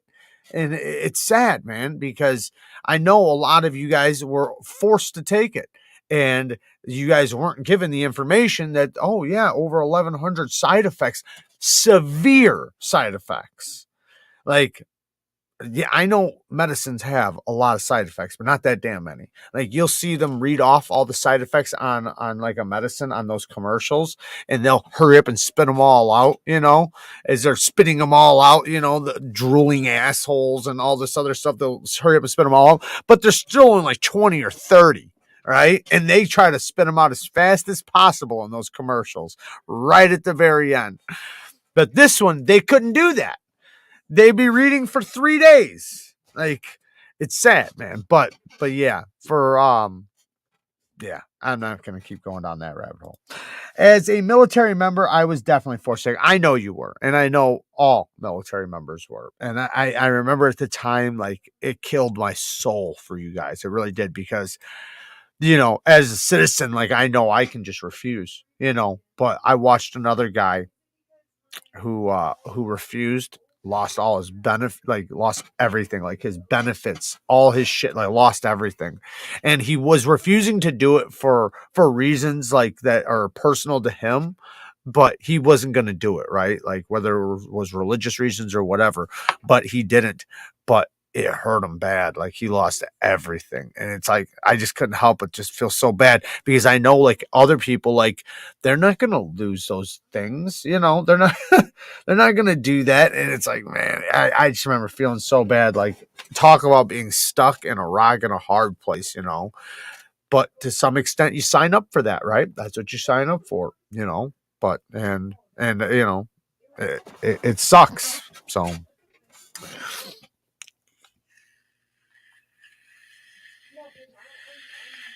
that's what I'm saying. Like, that's the only thing that, like, that I was worried about, because you, like, after going through life for so long, you see through things that are not being transparent. Well, we're all adults, right? We've seen shit, right? All of us in here have seen shit. We all know when we're looking at something that's not being transparent, and nobody can say that they're being transparent about anything.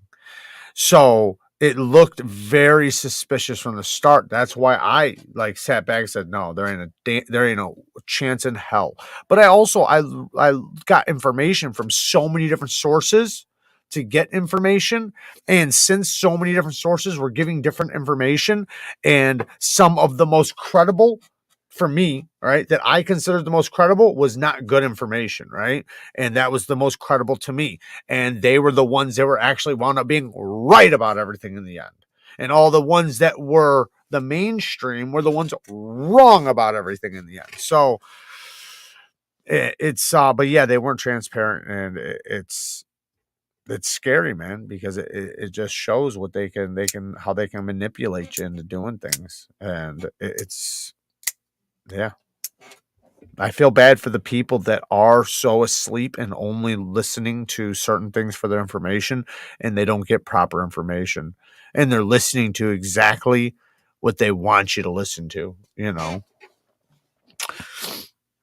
Oh, there they are. There's Knife Modders. Shout out to Knife Modders. Definitely go and follow their channel. Awesome channel. And they have a knife design coming.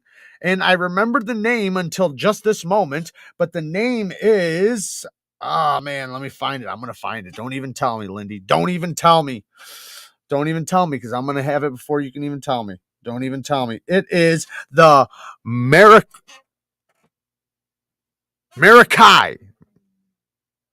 I think it's the Marakai.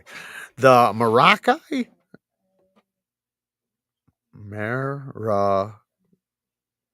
I'm just going to call it the Marakai.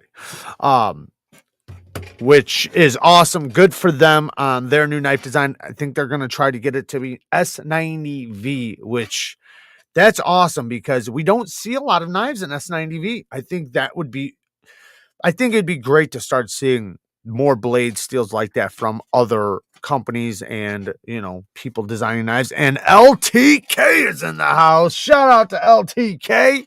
Definitely go follow his content. You guys probably already are. If you're not, kick yourself in the ass. Then go and follow his content. LTK's in the house. We got a veteran in the house. What's up? Me and LTK hung out. Shit, I hung out with LTK more than I hung out with Lefty at Blade Show. We were having a good old time. Nailed it. See, I knew I would. But awesome name. Awesome name. I know you guys are bad at naming things, so I think that's an awesome name. Did I buy you a beer in Atlanta? No, but we did have one together, though. And I don't drink, so it was great to have a beer with you. It was awesome, actually. I felt very privileged to have a beer with you. I felt very good about that. We definitely had a good time, and everybody had a good time. It was so awesome. I've heard stories about the pit, and I'm not going to reveal any stories because, as we know, what goes on in the pit stays in the pit. It's kind of like Vegas. But I'll just say that all the rumors that I did not ever hear definitely came true and was very awesome. Very, very awesome.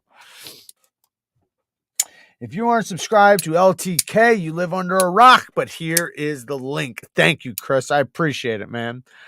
What you flipping, bro? Where is that Swift? Right now, I'm flipping the Ferrum Forge Archbishop 3.0, which are available now, guys. If you guys want, I can link one right now. These things are amazing.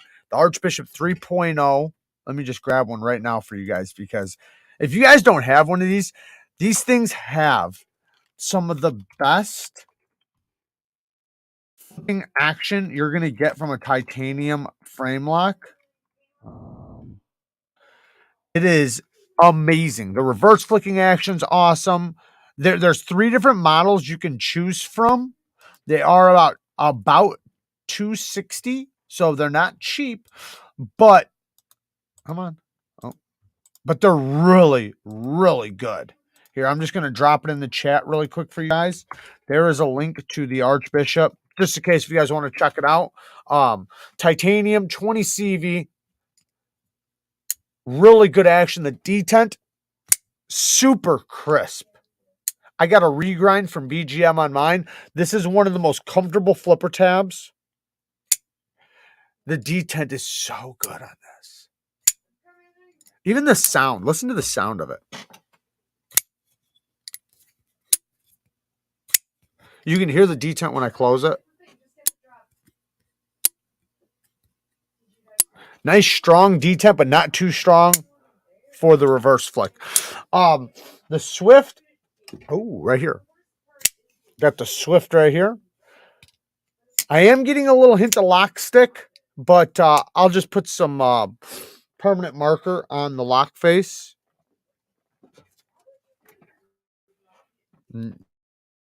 Not a problem. I could definitely get by with that. But great action on this one, too. Super, super smooth. Fresh out of the box. This one was damn near fall shut. I mean, it's very drop shutty, but it's damn near a guillotine. Like, it is very, very smooth. It's probably smoother than my Slim Midi. This one's very smooth, too. This one definitely has better acoustics, though. Whew.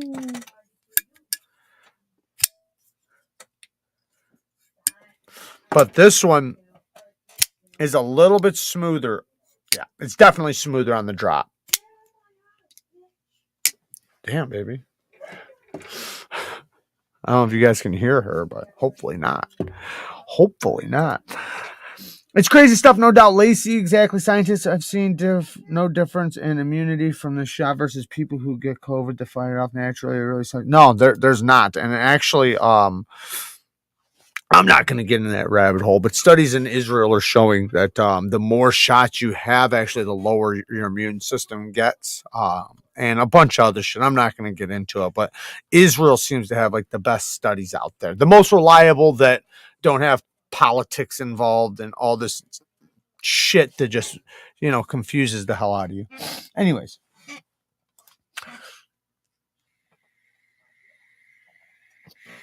Damn, that sucks. You know, I had an Uber driver who got and I felt so bad for him. Check this out. My Uber driver, he got, and I'm not going to get into all this stuff, but he got nerve damage and was shaking like crazy. And so his first one, he said he had a migraine. He said he had like a severe migraine. But he didn't think too much about it, just figured it was a little side effect. Got the second one, and the second one put him into like tremors or something, where he was shaking like crazy. And then the school or something like that was wanting him to have his kid get done. And he's like, what am I supposed to do now? You know, like, no, his kid was in college, I think. Excuse me. And the college was wanting his kid to get it done. And it's like, I don't want my kid to get this, you know. It's like, you know, maybe it's genetic, you know, like that's what he was thinking. Like, after what happened to him, like, why would he want his kid to get it? After he seen, because he said it happened to him for 2 weeks or something like that. For 2 weeks, he was like uncontrollable shaking. And he said like it was like beyond like torture. Like he said it was so bad, it was insane. And I felt so bad for him because he was still doing it. Like this was like 2 months later, and his legs were still like semi trembling. Like he was obviously getting over it. Wasn't as bad as it was, but they were still, you could still see him like semi trembling. Fuck that.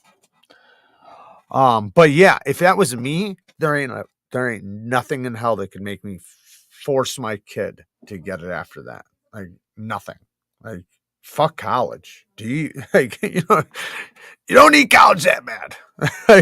We'll just teach you everything you need to know off Google or something. I'm just talking shit right now, but you know, but that's when your brain starts working, you know, when you start thinking about putting your kid through something like that.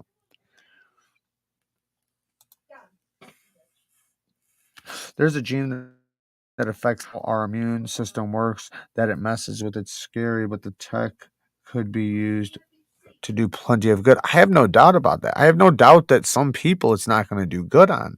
But, you know, I also know that they admit to, and if you look at the studies that came out before they ever even released it to the public, look at those studies. They're not good. It makes you wonder, like, how could they have ever released this to the public? Like, you start realizing, like, we were like we were set up. Like, that's what it looks like. Like, this was obviously a money scheme. Then you look at how many billionaires came off of it, how rich they got, and all this other stuff. I'm not even going to get down the rabbit hole. I'm sure you guys can go do your own research. Just go to credible sources, man. Stop listening to media for your guys' information, because there's plenty of reliable sources. Even the stuff that they admit. If you just look deep enough through the stuff that they admit, you can find exactly what you're looking for, which is scary because they admit it. You just got to be able to read past 2 pages. You know, they get you with a bunch of words. Because you get, like with me, man, it's hard for me to get past 1 page, you know, because I'll start falling asleep. That's how they'll get me. I'll never make it to the 4th page where all the good information is. I'll never make it. They know it. They know I'll never make it. I really need to get in touch with some people who design, build knives. I have a degree in drafting and design and a few others, and have a lot of cool knife designs, but I need to talk to some people. That's what I need. I got some pretty cool drawings, but I need to get a hold of somebody who can do CAD and drafting and have something done to the measurement. But yeah, no, yeah, there's lots of companies you can get a hold of if you want to. You're just gonna have to fund it.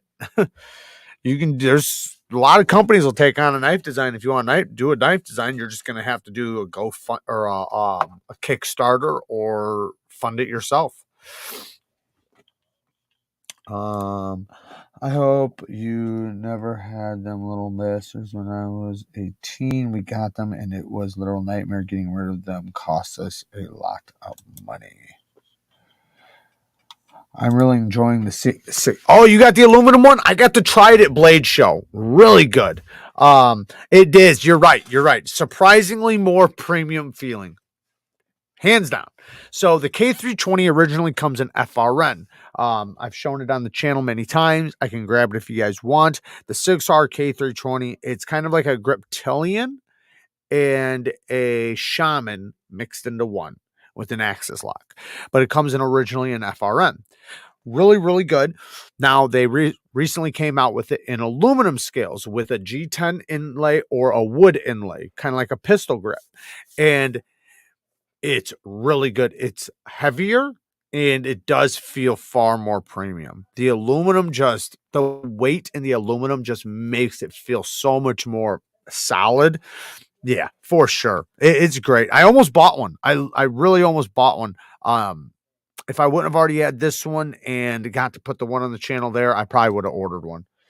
Sabenza 31 from Talica with the 2 bones. What's up, Talica? I'm guessing he's carrying the Sabenza 31 right now.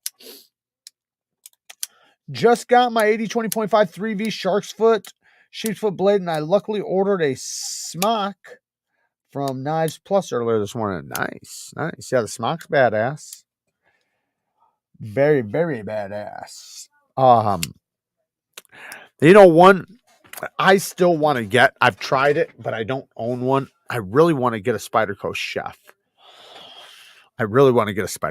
That's one that I would definitely buy in the secondary market or possibly even order soon. I just want one. I love the blade shape. It has somewhat of an single blade shape, which is like my favorite blade shape.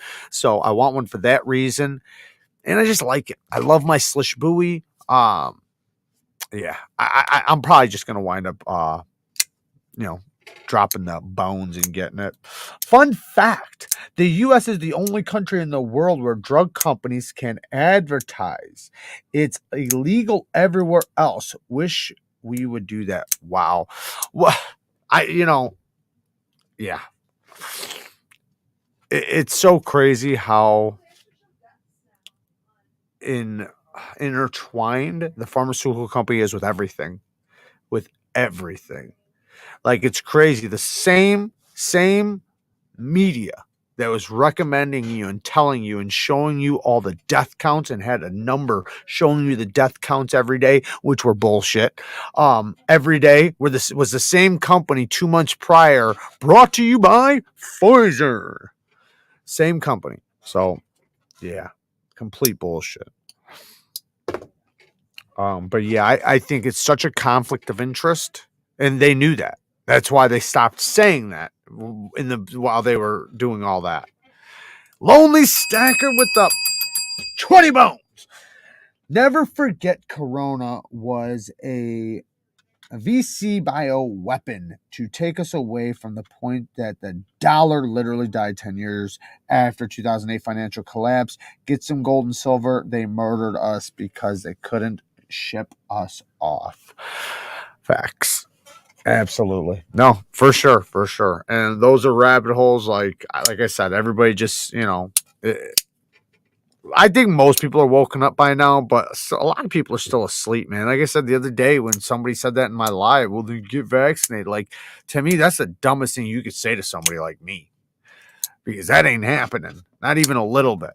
Like, I'm not even gonna go down it, but yeah, I'm not that guy. I have no problem getting COVID. I tried getting it and I couldn't get it, but not saying I wish it on anybody and that I don't believe it or anything like that. I just think it's overhyped, But I'm not saying that it's the vaccine might not be good for some people. I'm not the guy to make that decision for you. Definitely do it if you think it's the best option for you. I just don't think it is if you have a good immune system. I would say boost that. That's what I would say. I would say boost that as much as you can. Get some sun, get some vitamin D in you, drink lots of water, take lots of vitamins, get some exercise in you.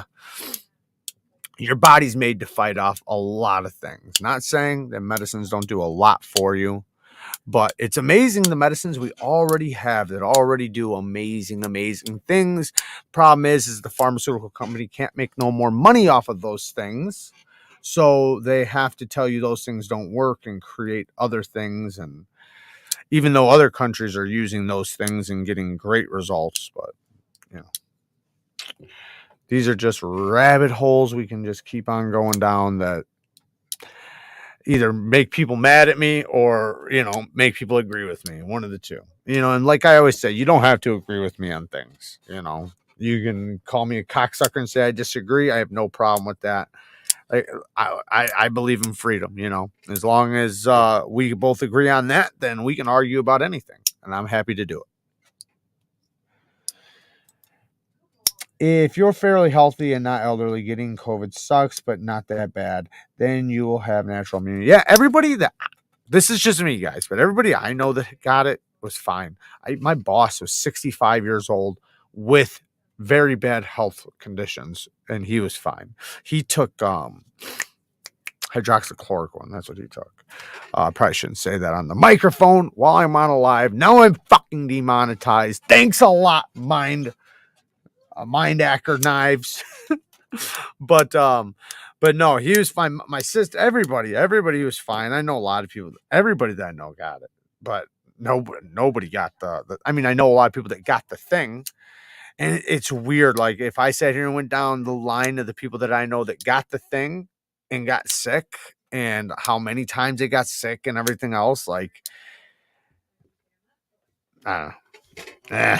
You know, I could keep on going down this road with you guys, but you know, that's just my opinion or what I've seen, right? Other people might see completely other things. I've spoken to a lot of people. I've talked to a lot of people, and I don't know. Story time. By the way, G10 Shadow is smoother than the tie. Just saying, really? I felt your tie one. It felt pretty damn smooth to me.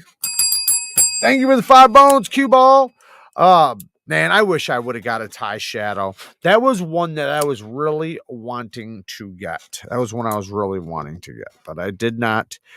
Because I'm a slow poke and I didn't know where their booth was. And then when I found out, I didn't get there fast enough. I know it was there for 2 days, but I didn't even end up at their booth till like the end of the second day.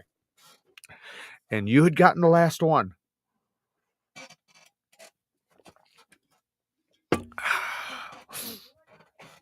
It is past story time.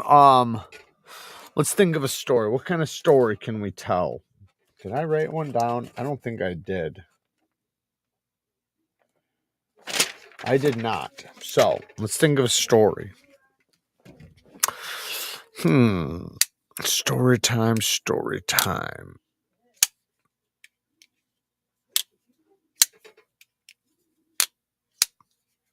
What can I talk about that ain't gonna get me in trouble? Can you please answer me? Hold on, let me read this.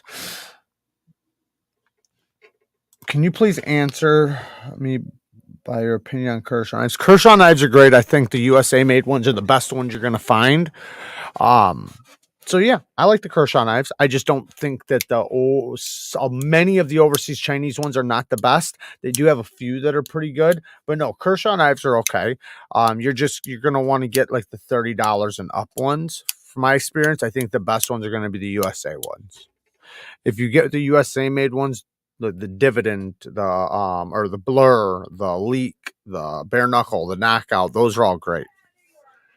The only thing is that most of their knives are assisted. That's what I don't like. I'd rather have manual knives, and Kershaw does amazing detent. So there's no reason for them to use assisted knives aside from the fact that people that are not into knives like really crazy like assisted knives. People that are barely into knives or just carry a pocket knife like assisted knives for some reason because they don't know that you don't need assisted. Detents work. They don't realize that though. The detents are amazing. And they're so much easier to close. You know, you don't need, because an assist you can't do this with. You have to force it down. So, but you know, where there's a market, they're gonna make the knives for that market. So that's where those knives usually get sold to, is the knife market for people that are not like heavy into knife collecting or knives, period. Robert Oak with the 5 bones. Hypothetical scenario from the pit. Hypothetical scenario from the pit. Hypothetical. So, take my shirt off for that one. I guess, I already talked about the hypothetical, Steve getting his nuts tapped in the pit by Justin, just hypothetical. But no, I can't do any more hypotheticals other than that. But that was definitely a good one. But no, it's just a great time. Everybody hanging out. I did post a lot of pictures, no videos though. You guys aren't ready for the videos. Got the blue launch. Oh shit, where'd it go? But no, OCD for EDC was walking out, and Super Still Steve was standing there on the phone. And on the way out the door, Justin went to just give him a little nut tap, you know, like that. But, you know, maybe he kicked a couple back and he accidentally, let's say he fisted him.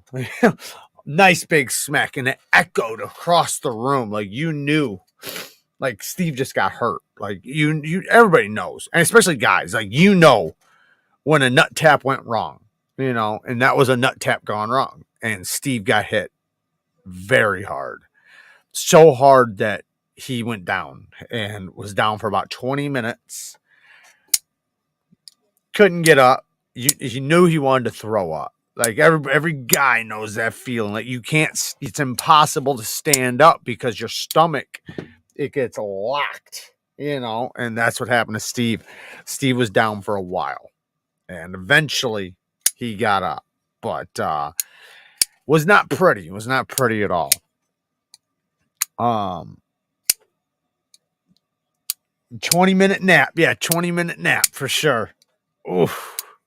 But every guy knows that, you know, like when you've seen somebody nut tap somebody, and you know when it went farther than was intended. It was so loud, like, because the pit, you know, you can see up to the sky because it's got like all the floors of the hotel going up, and you heard the echo, like bang, bang, bang, bang. You know, it's like, whoa, that was hard.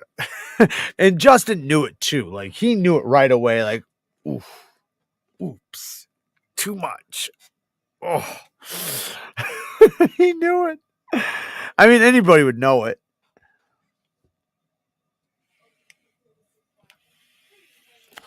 What's up, Mike? Oh, yeah, I've already mentioned it a couple times. Definitely go enter the Ultimate Steel giveaway for knife rights, over $10,000 in giveaways. Only a couple days left to go and donate to knife rights to enter the giveaway. If you need a 3D models CAD person, I have a CSWA certification. It's a national certificate in 3D modeling CAD. One of 2 people in my college. Awesome, man. Contact me on Instagram or through email if you can, so we can talk. I definitely don't have measurements and everything else, but maybe you can help me out with that. I'd appreciate it. Thank you. I appreciate that very much. Bed Bugs. Nice name. I like it. I like it. I'm trying to think of a little story I can tell before we get out of here.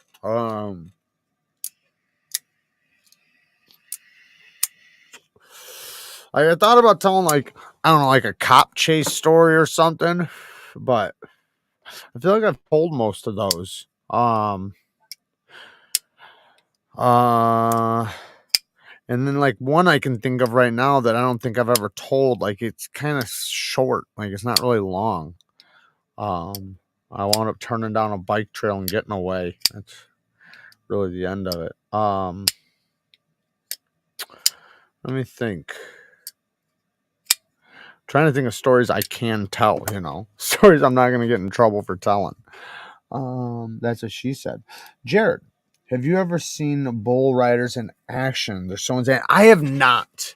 Okay, so my uncle convinced me one time to get on one, so I rode one myself. But it wasn't a full grown one. It was a young bull.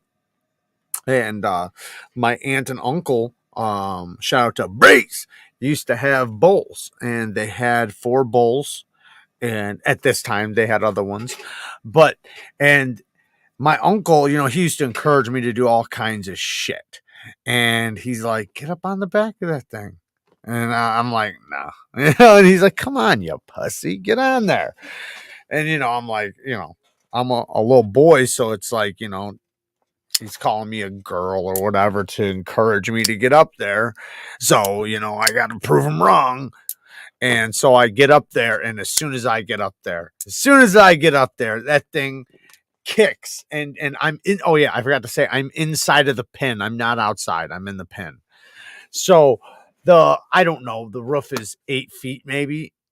And it's not a full grown bull, but he's big enough for me. It's like me riding a full grown bull now, you know, the size I was then.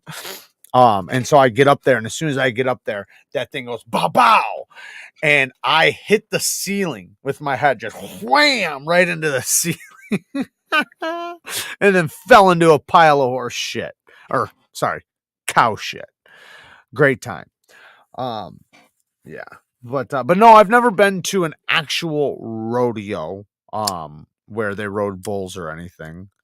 Yeah. My aunt used to do rodeo, but I've never been.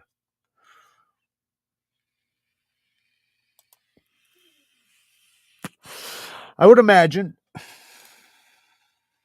I rode a few bulls, but my competition events were steer wrestling and bareback bronc. Nice. No shit. That's awesome, man. Hell yeah. That's badass. That's really badass. Now I remember when those bulls started getting too big, I told this story, man. They started getting really aggressive, and I remember my dad went up and grabbed the one by the horns like this and fucking rotated him and pulled, like, just like turned his head like this and made him land right on his side, and was like wrestling with them and shit, because they were at that age where they were big but not fully grown, so they were getting brave, and they were going after me, and they had me pinned in like this corner where there was like these big tanks, and there was these big tanks, so they couldn't fit between these tanks, but I could. So I was behind the tanks, like trying to like avoid them, and they weren't letting me out. And this thing's like rearing up on me, and, you know, scuffing the ground, and, you know, and shaking his head at me, and like, you know, coming at me with his horns. And my dad just walks up and grabs him and fucking rolls the thing. Like I said, he wasn't a full grown one, but he was pretty damn big. I'm not sure how old they were at the time. It turned into meat not too long after. You know why they call bad things bullshit? Why? Justin from Fox. Still talking about the nut shot heard around the world. Everybody heard it. Somebody called me like 10 minutes later and was like, "Did you hear that?" I said, "Oh, I heard it." And like, what was that? Was that a gunshot? I said, no, that was Steve getting hit in the nuts. They couldn't believe it. Talking about that skull. It's not that skull, but that's a damn good looking skull though, ain't it? It's got skulls on skulls. Sorry, I can't move my camera too much. I got a light above it. But yeah, it's you can go watch the video on that. That's a buffalo. And shout out to them too. Skull Bliss. You can go watch my video on it. They have all kinds of skulls, from goat skulls, ram skulls, buffalo skulls, cow skulls, every type of skull, everything but human. All right. Everything but human. And maybe if you pay enough. But then they have artwork that goes into them. They're all hand done from Bali. Amazing work, man. I can't recommend them enough, and very affordable too. Like you can get a ram skull with artwork and everything for like $250. It's pretty good. You can get them like to go on a shelf. You can get them to go on a pole. You can get them to go on a wall. Lots of different ways to get them. And it's like the centerpiece for a room. Like if you got one of these in your office, studio, room, house, cabin, wherever, man, like it's definitely a centerpiece. All right. You're definitely a badass if you got one, for sure. Somebody comes into your house and they see you got a fucking buffalo skull on the wall. You've definitely moved up a couple tiers, let me tell you. For sure. I mean, my back started growing hair right after I hung it. Literally. Dinosaur Skull. Hey, I don't know. Go check their site out. You might get lucky. They do got a lot of damn skulls. They got some with real big horns. Like, and when they told me to pick one out, I was looking at those because it's like the most expensive, and I couldn't fit it, you know. But if you got a big enough place, man, they got skulls they even have just the horns too if you want just the horns. But can you imagine like having one on the wall with like an 8-foot horns hanging out? Oh man, that's badass.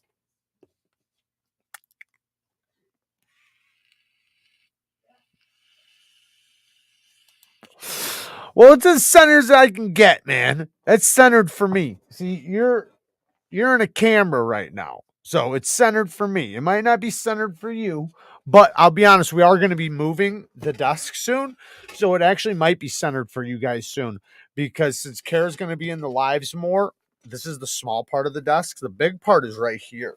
So I'm going to move this over here, so it's actually going to be centered soon for you guys. So don't you worry, Robert. Don't you worry. It will be centered soon. If I can't get a real human skull, then I don't want one. Well, mine's got human skulls on it. It's something. That's something.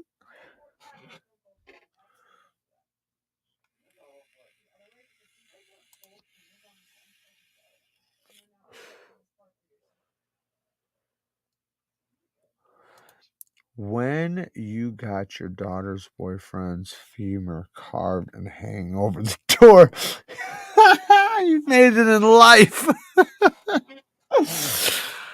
Oh, what's that hanging from your wall? We don't want to talk about that. Let's not talk about that.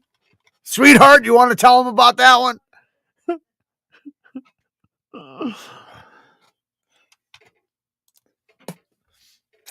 I have some nice skulls. My friend got a human skull, was an old science display. That's awesome. I used to watch I don't know if you guys ever seen it. How was it called?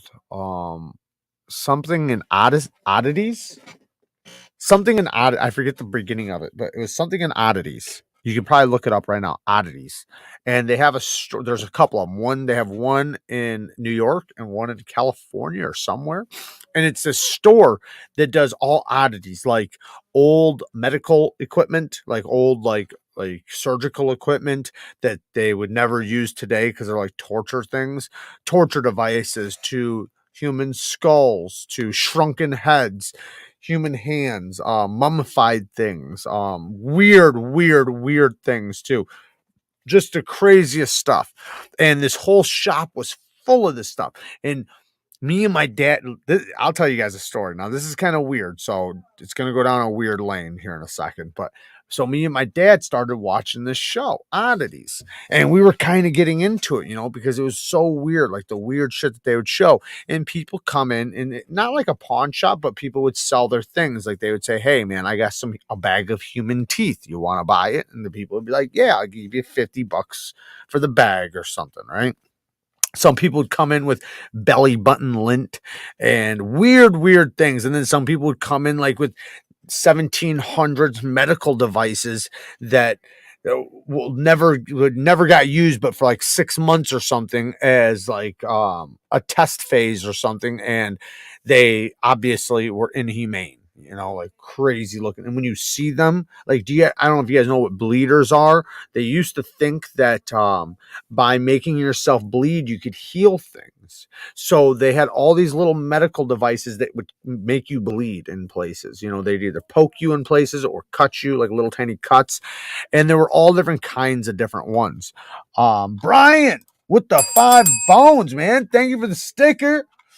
Hell yeah. Thank you, brother. I appreciate it. Thank you so much. But this place was full of this stuff. And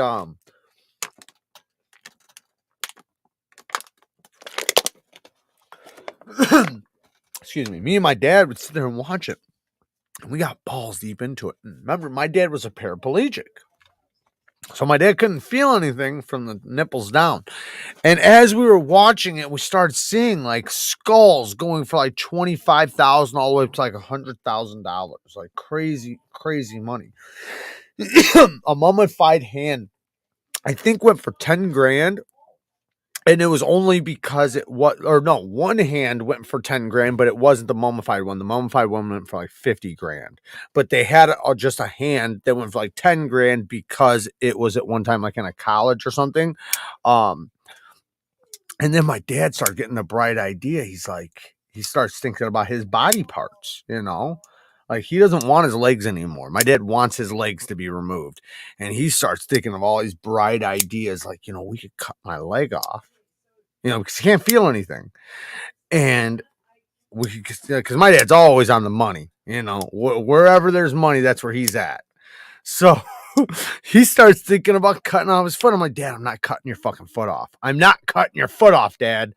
Like, every day, this whole foot thing. He gets on this foot kick, you know, like trying to convince me, you know, like, I won't fucking feel it, Jared. Just cut the fucking thing off. We could shove it in the freezer.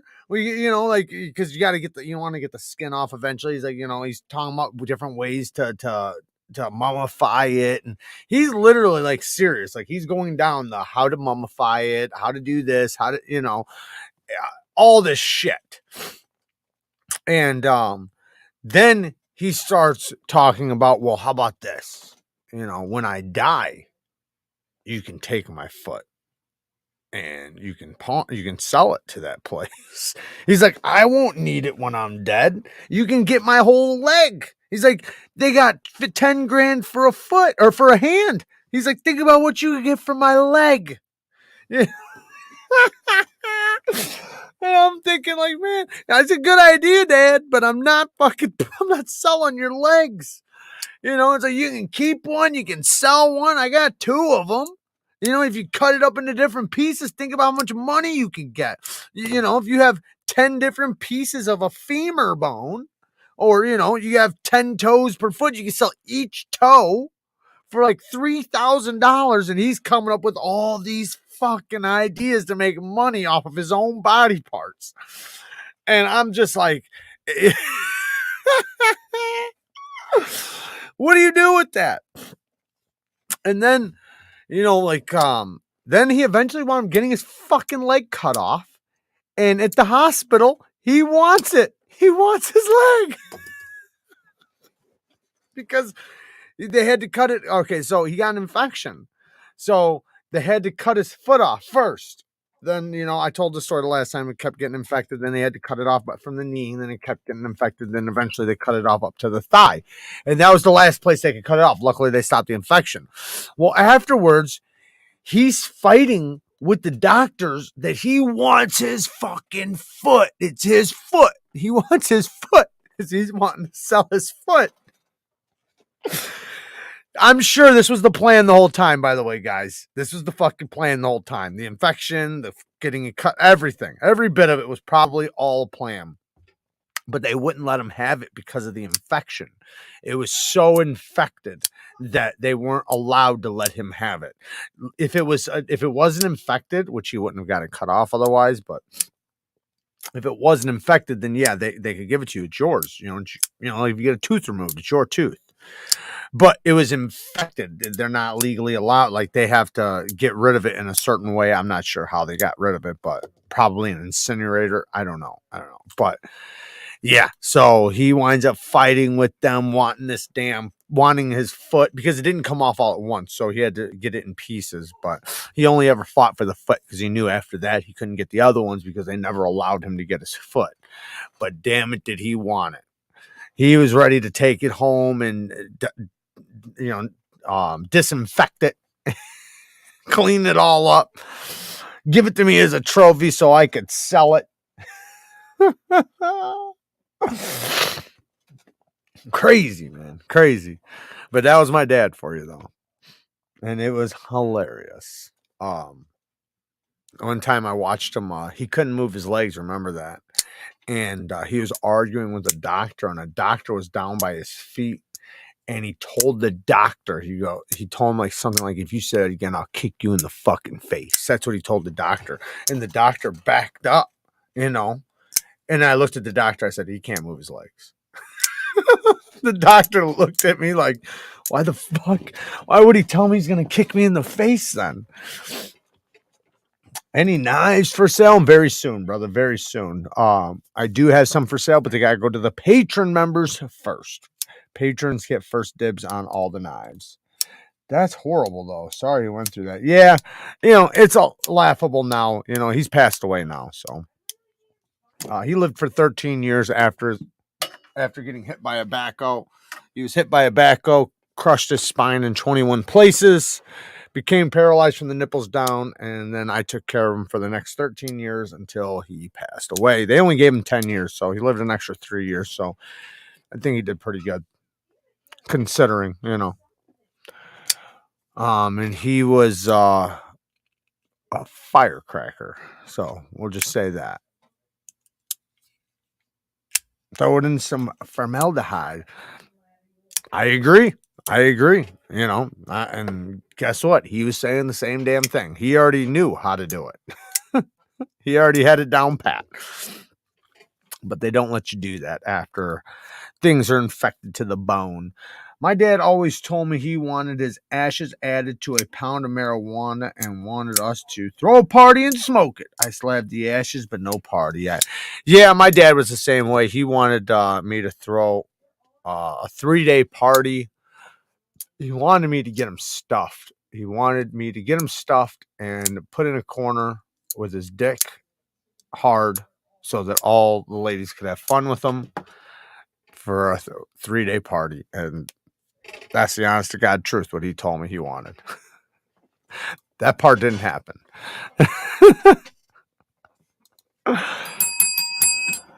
Robert with the 2 bones.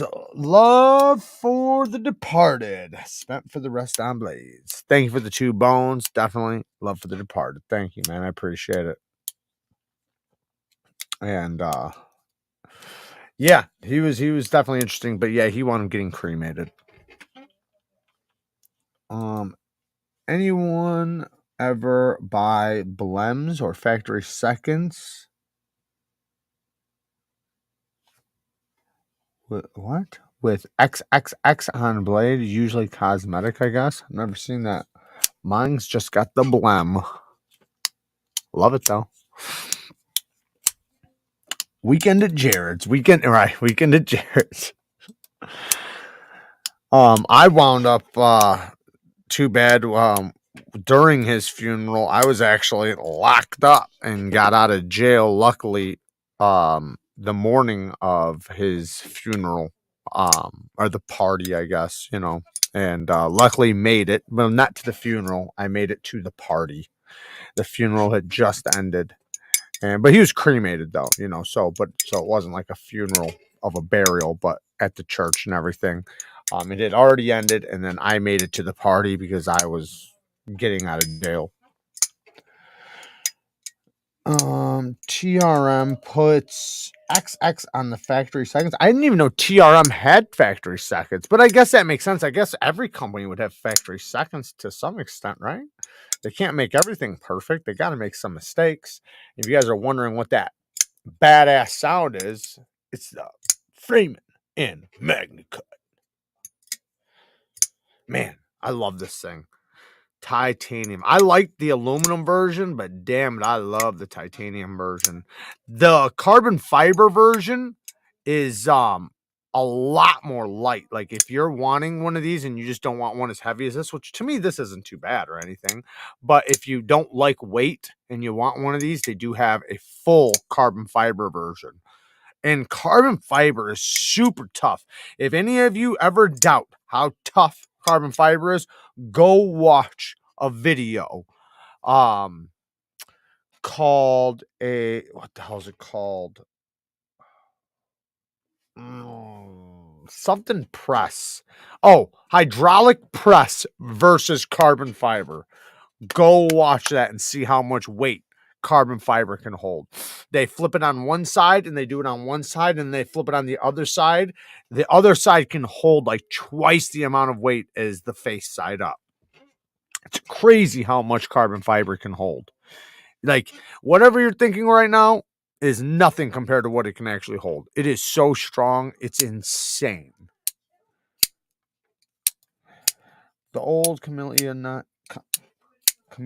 Knives factory used to give their employees scratch and dent knives to take home. Had a couple of friends whose parents worked there. Nice. Yeah, I would imagine every company has factory seconds to some extent. They can't keep them all. Yeah, depending on the grain, but either way, it's still incredibly strong. The like I said in the video, they do it on both sides of the grain, and the one side's definitely stronger than the other, but the weakest side is still like 10 times stronger than I ever would have thought.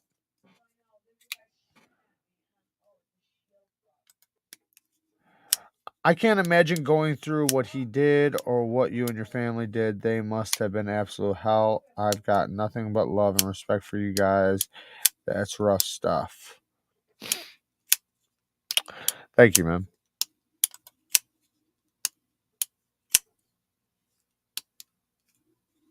Oh, he must be talking to him.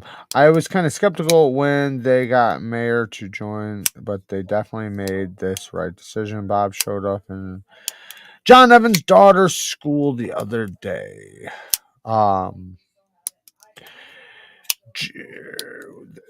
That is a different type of carbon fiber than what is used on knives. No, the one I seen was exactly like it was the same exact stuff that I have like on my my two sons. It was the same stuff. You can see the same fibers are ran the same way and everything. You could see it. It's just a block of it. It's the same stuff. Like the only difference is the stuff that we get on our knives are they instead of being a block like this, it's a I can't like not a billet, but a sheet, like you know, a half-inch sheet. But what they had in there was a cube. So same stuff, just a sheet of it. Sheet, yes, thank you. Appreciate it.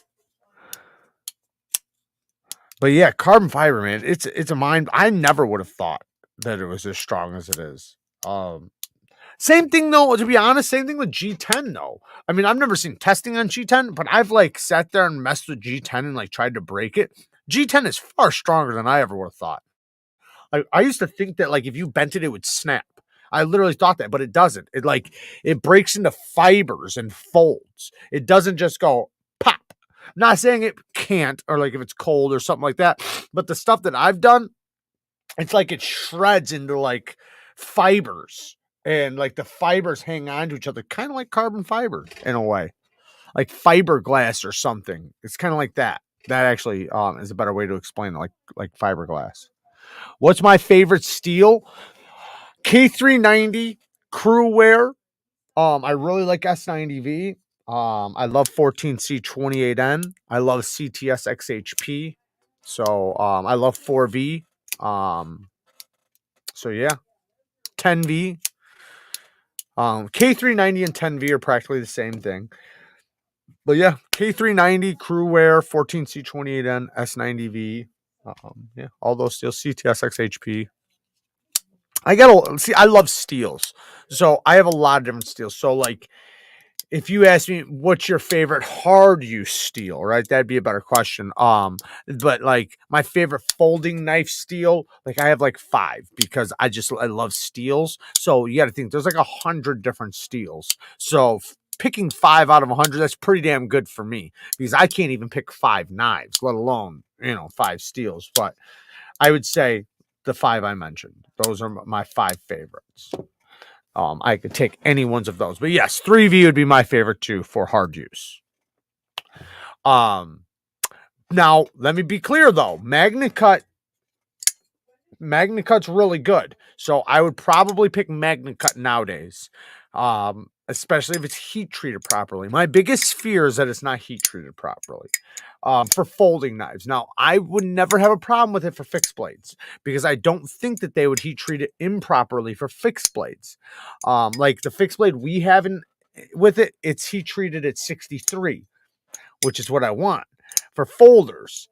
But for most fixed blades, I would imagine you're probably going to get it around 61, 62, which I'm okay with for fixed blades. But for my folders, I want it 62.5 to 63 plus. That was me pointing up, by the way. Some weird shit with my hand. I bought 2 pieces of fat carbon infused with copper resin. Now need to find someone to make me scales out of it. Talk to, you can try talking to knife modders. Maybe. Or carbonize, maybe.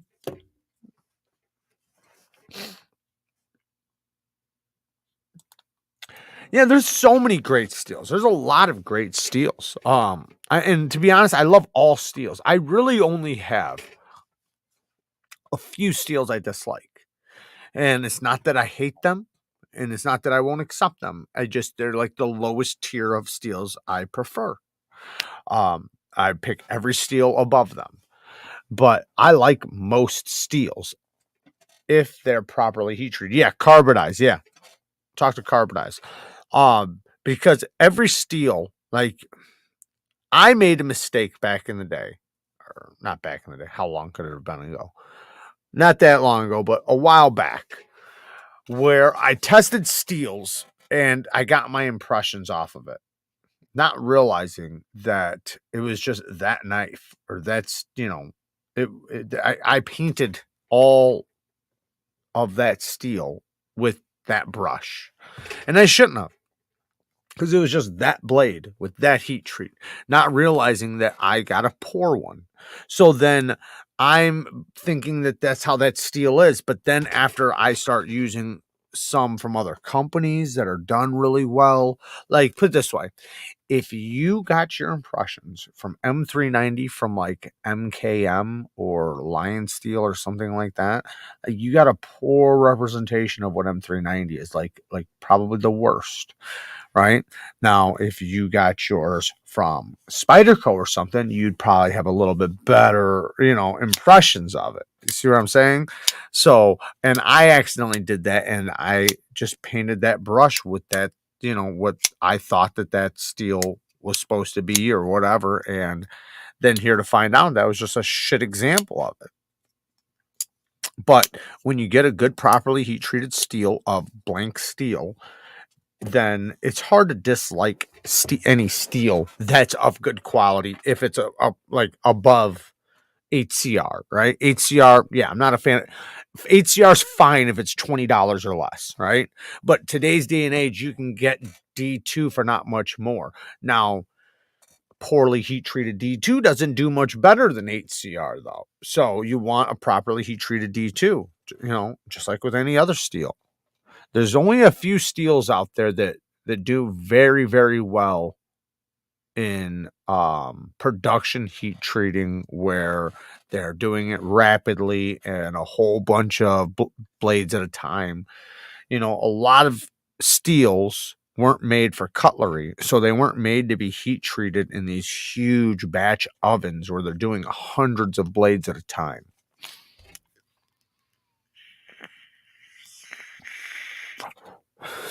Maximet is definitely a beast. It's definitely a beast. It just doesn't have a long fine edge holding. But working edge, that shit lasts so long. Like an incredible long time.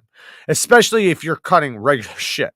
And remember, this is one thing, like, especially with new people in the community, you got to remember that when we're speaking with edge retention, we're talking about you cutting normal things. Not cutting bricks, not cutting chainmail or copper wire, cutting regular things, like paper, plastic,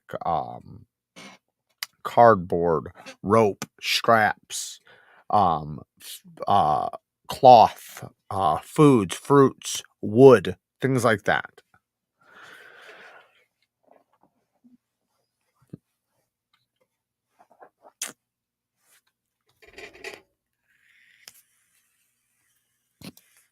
Thank you, Q-Ball. Yes, if you guys wouldn't mind, would you guys please take 1 second and please hit the like button for me? It really does help me in the algorithm, and it helps people to see my content.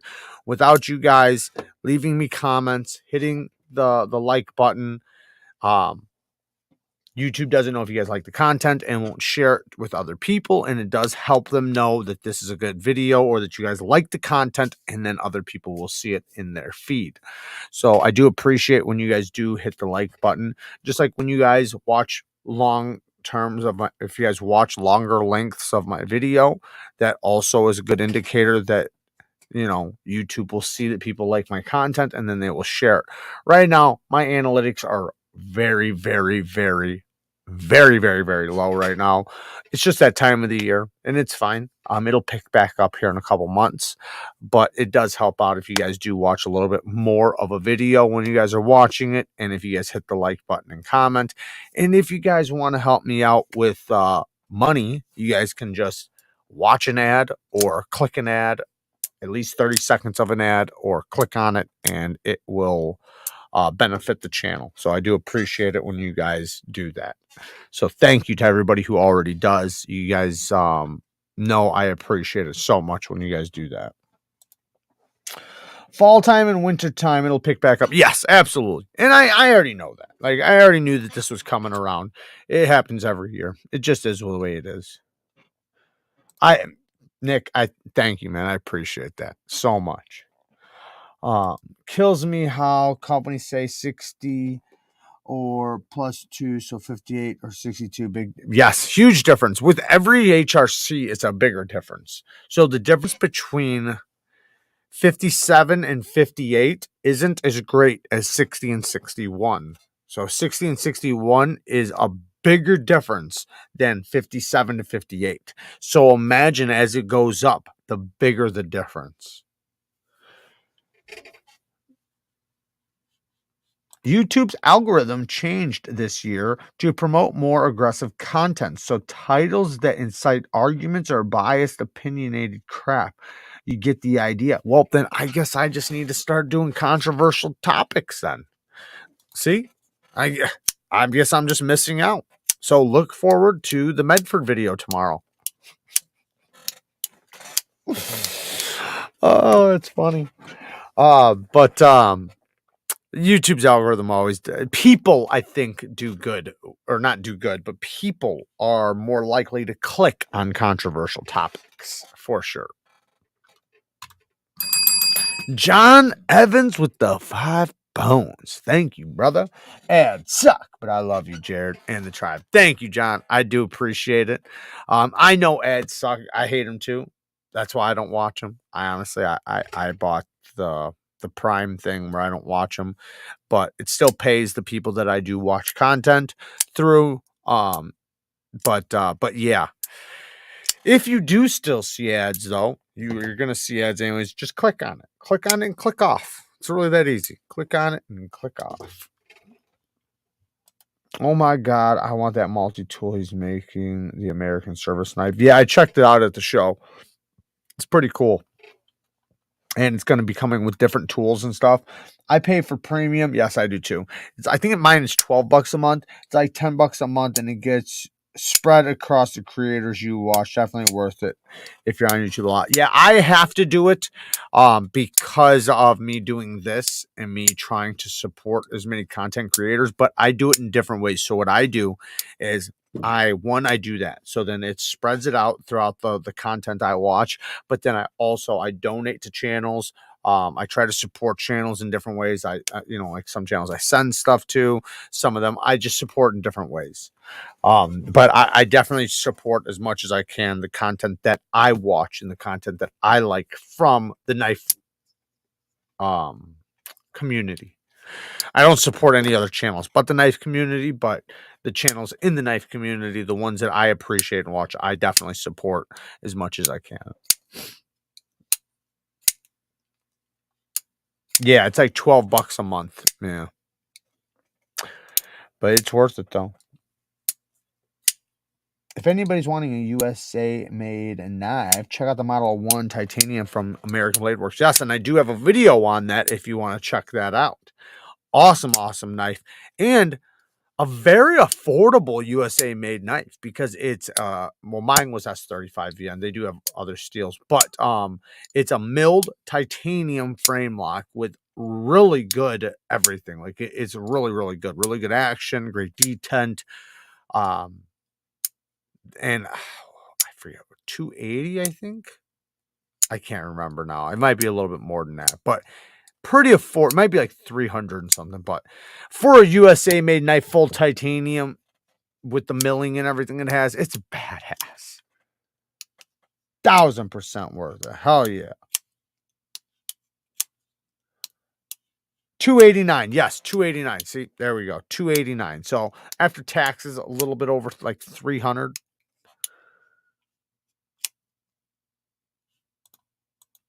I watch a bit too much YouTube. Don't look at your own watch hours. I had 84 hours of it last week. That's awesome, Todd. Hey, you know what, man? That puts a smile on my face. That really does, because dude, I love you guys and I do appreciate all the support from you guys, because a lot of you guys in here are the ones that help boost me in the algorithm, because when I post something, the first 4 hours is detrimental to how well YouTube receives it. So the more people that click on it, the longer you watch, whether you hit the like button and comment, all depends on whether or not they're going to share it with the rest of the community, whether or not people that are not subscribed are going to see it in their feed. So I appreciate it so much. Okay, Mason with the 10 bones. 159K. Be passing Knife Center soon. Dude, that's crazy. Holy shit. I got to take a look at that. What? 159. Man, let me see exactly what we're at really quick, because I can see it down to the exact. It is. Wait, where the hell is it? Oh, come on. Show me exactly. 159,266. So we're really close to 100. We'll be at 160K by tomorrow night, or maybe the next day, but yeah, maybe tomorrow night. Derek with another 20 bones. Loved all the content in Atlanta. Thank you, man. I do have like 1 or 2 more videos coming up. I know most people are not going to watch it, but hey, if you guys want to check it out, I'm late on the content, so I feel bad, because if it would have been sooner, I know more people would have watched it. It's totally my fault, but you guys can check it out if you guys. I'm trying to leave them really short so you guys don't have to sit through like a 20-minute video. They're relatively short videos. But thank you for the 20 bones, man. I do appreciate it. The Model 1 looks like an amazing knife. I just don't really like knives with only flipper tabs deployments anymore. I see what you mean. I know what you mean. And I get that, because there are a lot of knives that I think about like, man, that'd be so much better with 2 deployment options. And with so many knives with multiple deployments, you know, it does suck just having a flipper. But when they work really well and they're super snappy. I'll say this. I like a flipper, especially to hand to somebody, a new knife person, somebody getting into the hobby, because they are not going to know how to reverse flick. They're not going to know how to use a front flipper, but they will get to understand how to use a flipper pretty easily, and a detent. Man, this thing is so damn snappy. But so I do like having flipper knives, but I get what you're saying, because I like multiple deployments too. You always could put a quick stud on any knife, just about. As long as it's 130 thousandths or less blade stock thickness, you can put a quick stud on it.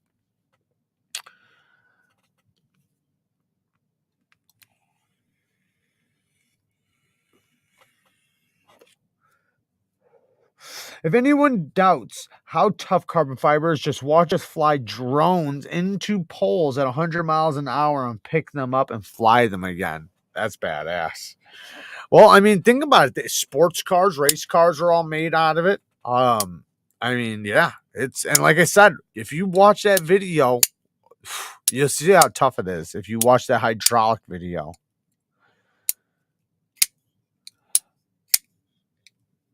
Bang Gang Live tomorrow at noon. Don't forget. Yeah, we're going to get out of here right now, guys. Don't forget, all the Bang Gang squad, tomorrow's live will be up tomorrow at noon. For the members only, tomorrow at noon. So if you are a member, you will be you will have a live tomorrow at noon. Next thing, to all the patron members, we do have a video coming up soon for the giveaway, so watch out for that. Also, anybody thinking about getting a knife sharpener soon, I do have a badass knife sharpening video coming up soon for a very, very professional, not affordable, pretty expensive knife sharpener, but it's very professional. If you're wanting the best quality edges on your knives, this might be just the system for you. Next thing, shout out to everybody who joined me tonight. I love you guys. I can't thank you guys enough for all the support. You guys are amazing. You guys are why I'm able to do this, and I do appreciate it so much. Also, we will be having that fragrance video coming up soon. Tomorrow's video is I do have a cool video coming up tomorrow. Tomorrow's video is, if I had to get rid of all my budget knives, which ones would I keep? Ooh, that's a good one, right? If I had to get rid of all my budget knives, what knives would I keep budget-wise? Under 60 bucks. Pretty damn good video. So keep an eye out for that. Join your Patreon. Enjoy your content, man. Looking for a few certain high-end knives. So let us know. Awesome, man. Awesome. Well, you have a giveaway coming up here very, very soon. And yeah, thank you. Thank you for joining, man. I appreciate the support. All right, guys. I love you guys. Thank you guys for everything. Shout out to everybody in the chat. Shout out to all my Patreon members, the Bang Gang squad, everybody who supports, everybody who donates knives, everybody who supports by clicking the ads and watching my videos, hitting the like button, leaving me comments. I see you guys leaving me comments for the algorithm. I do appreciate it. Love you guys. Peace.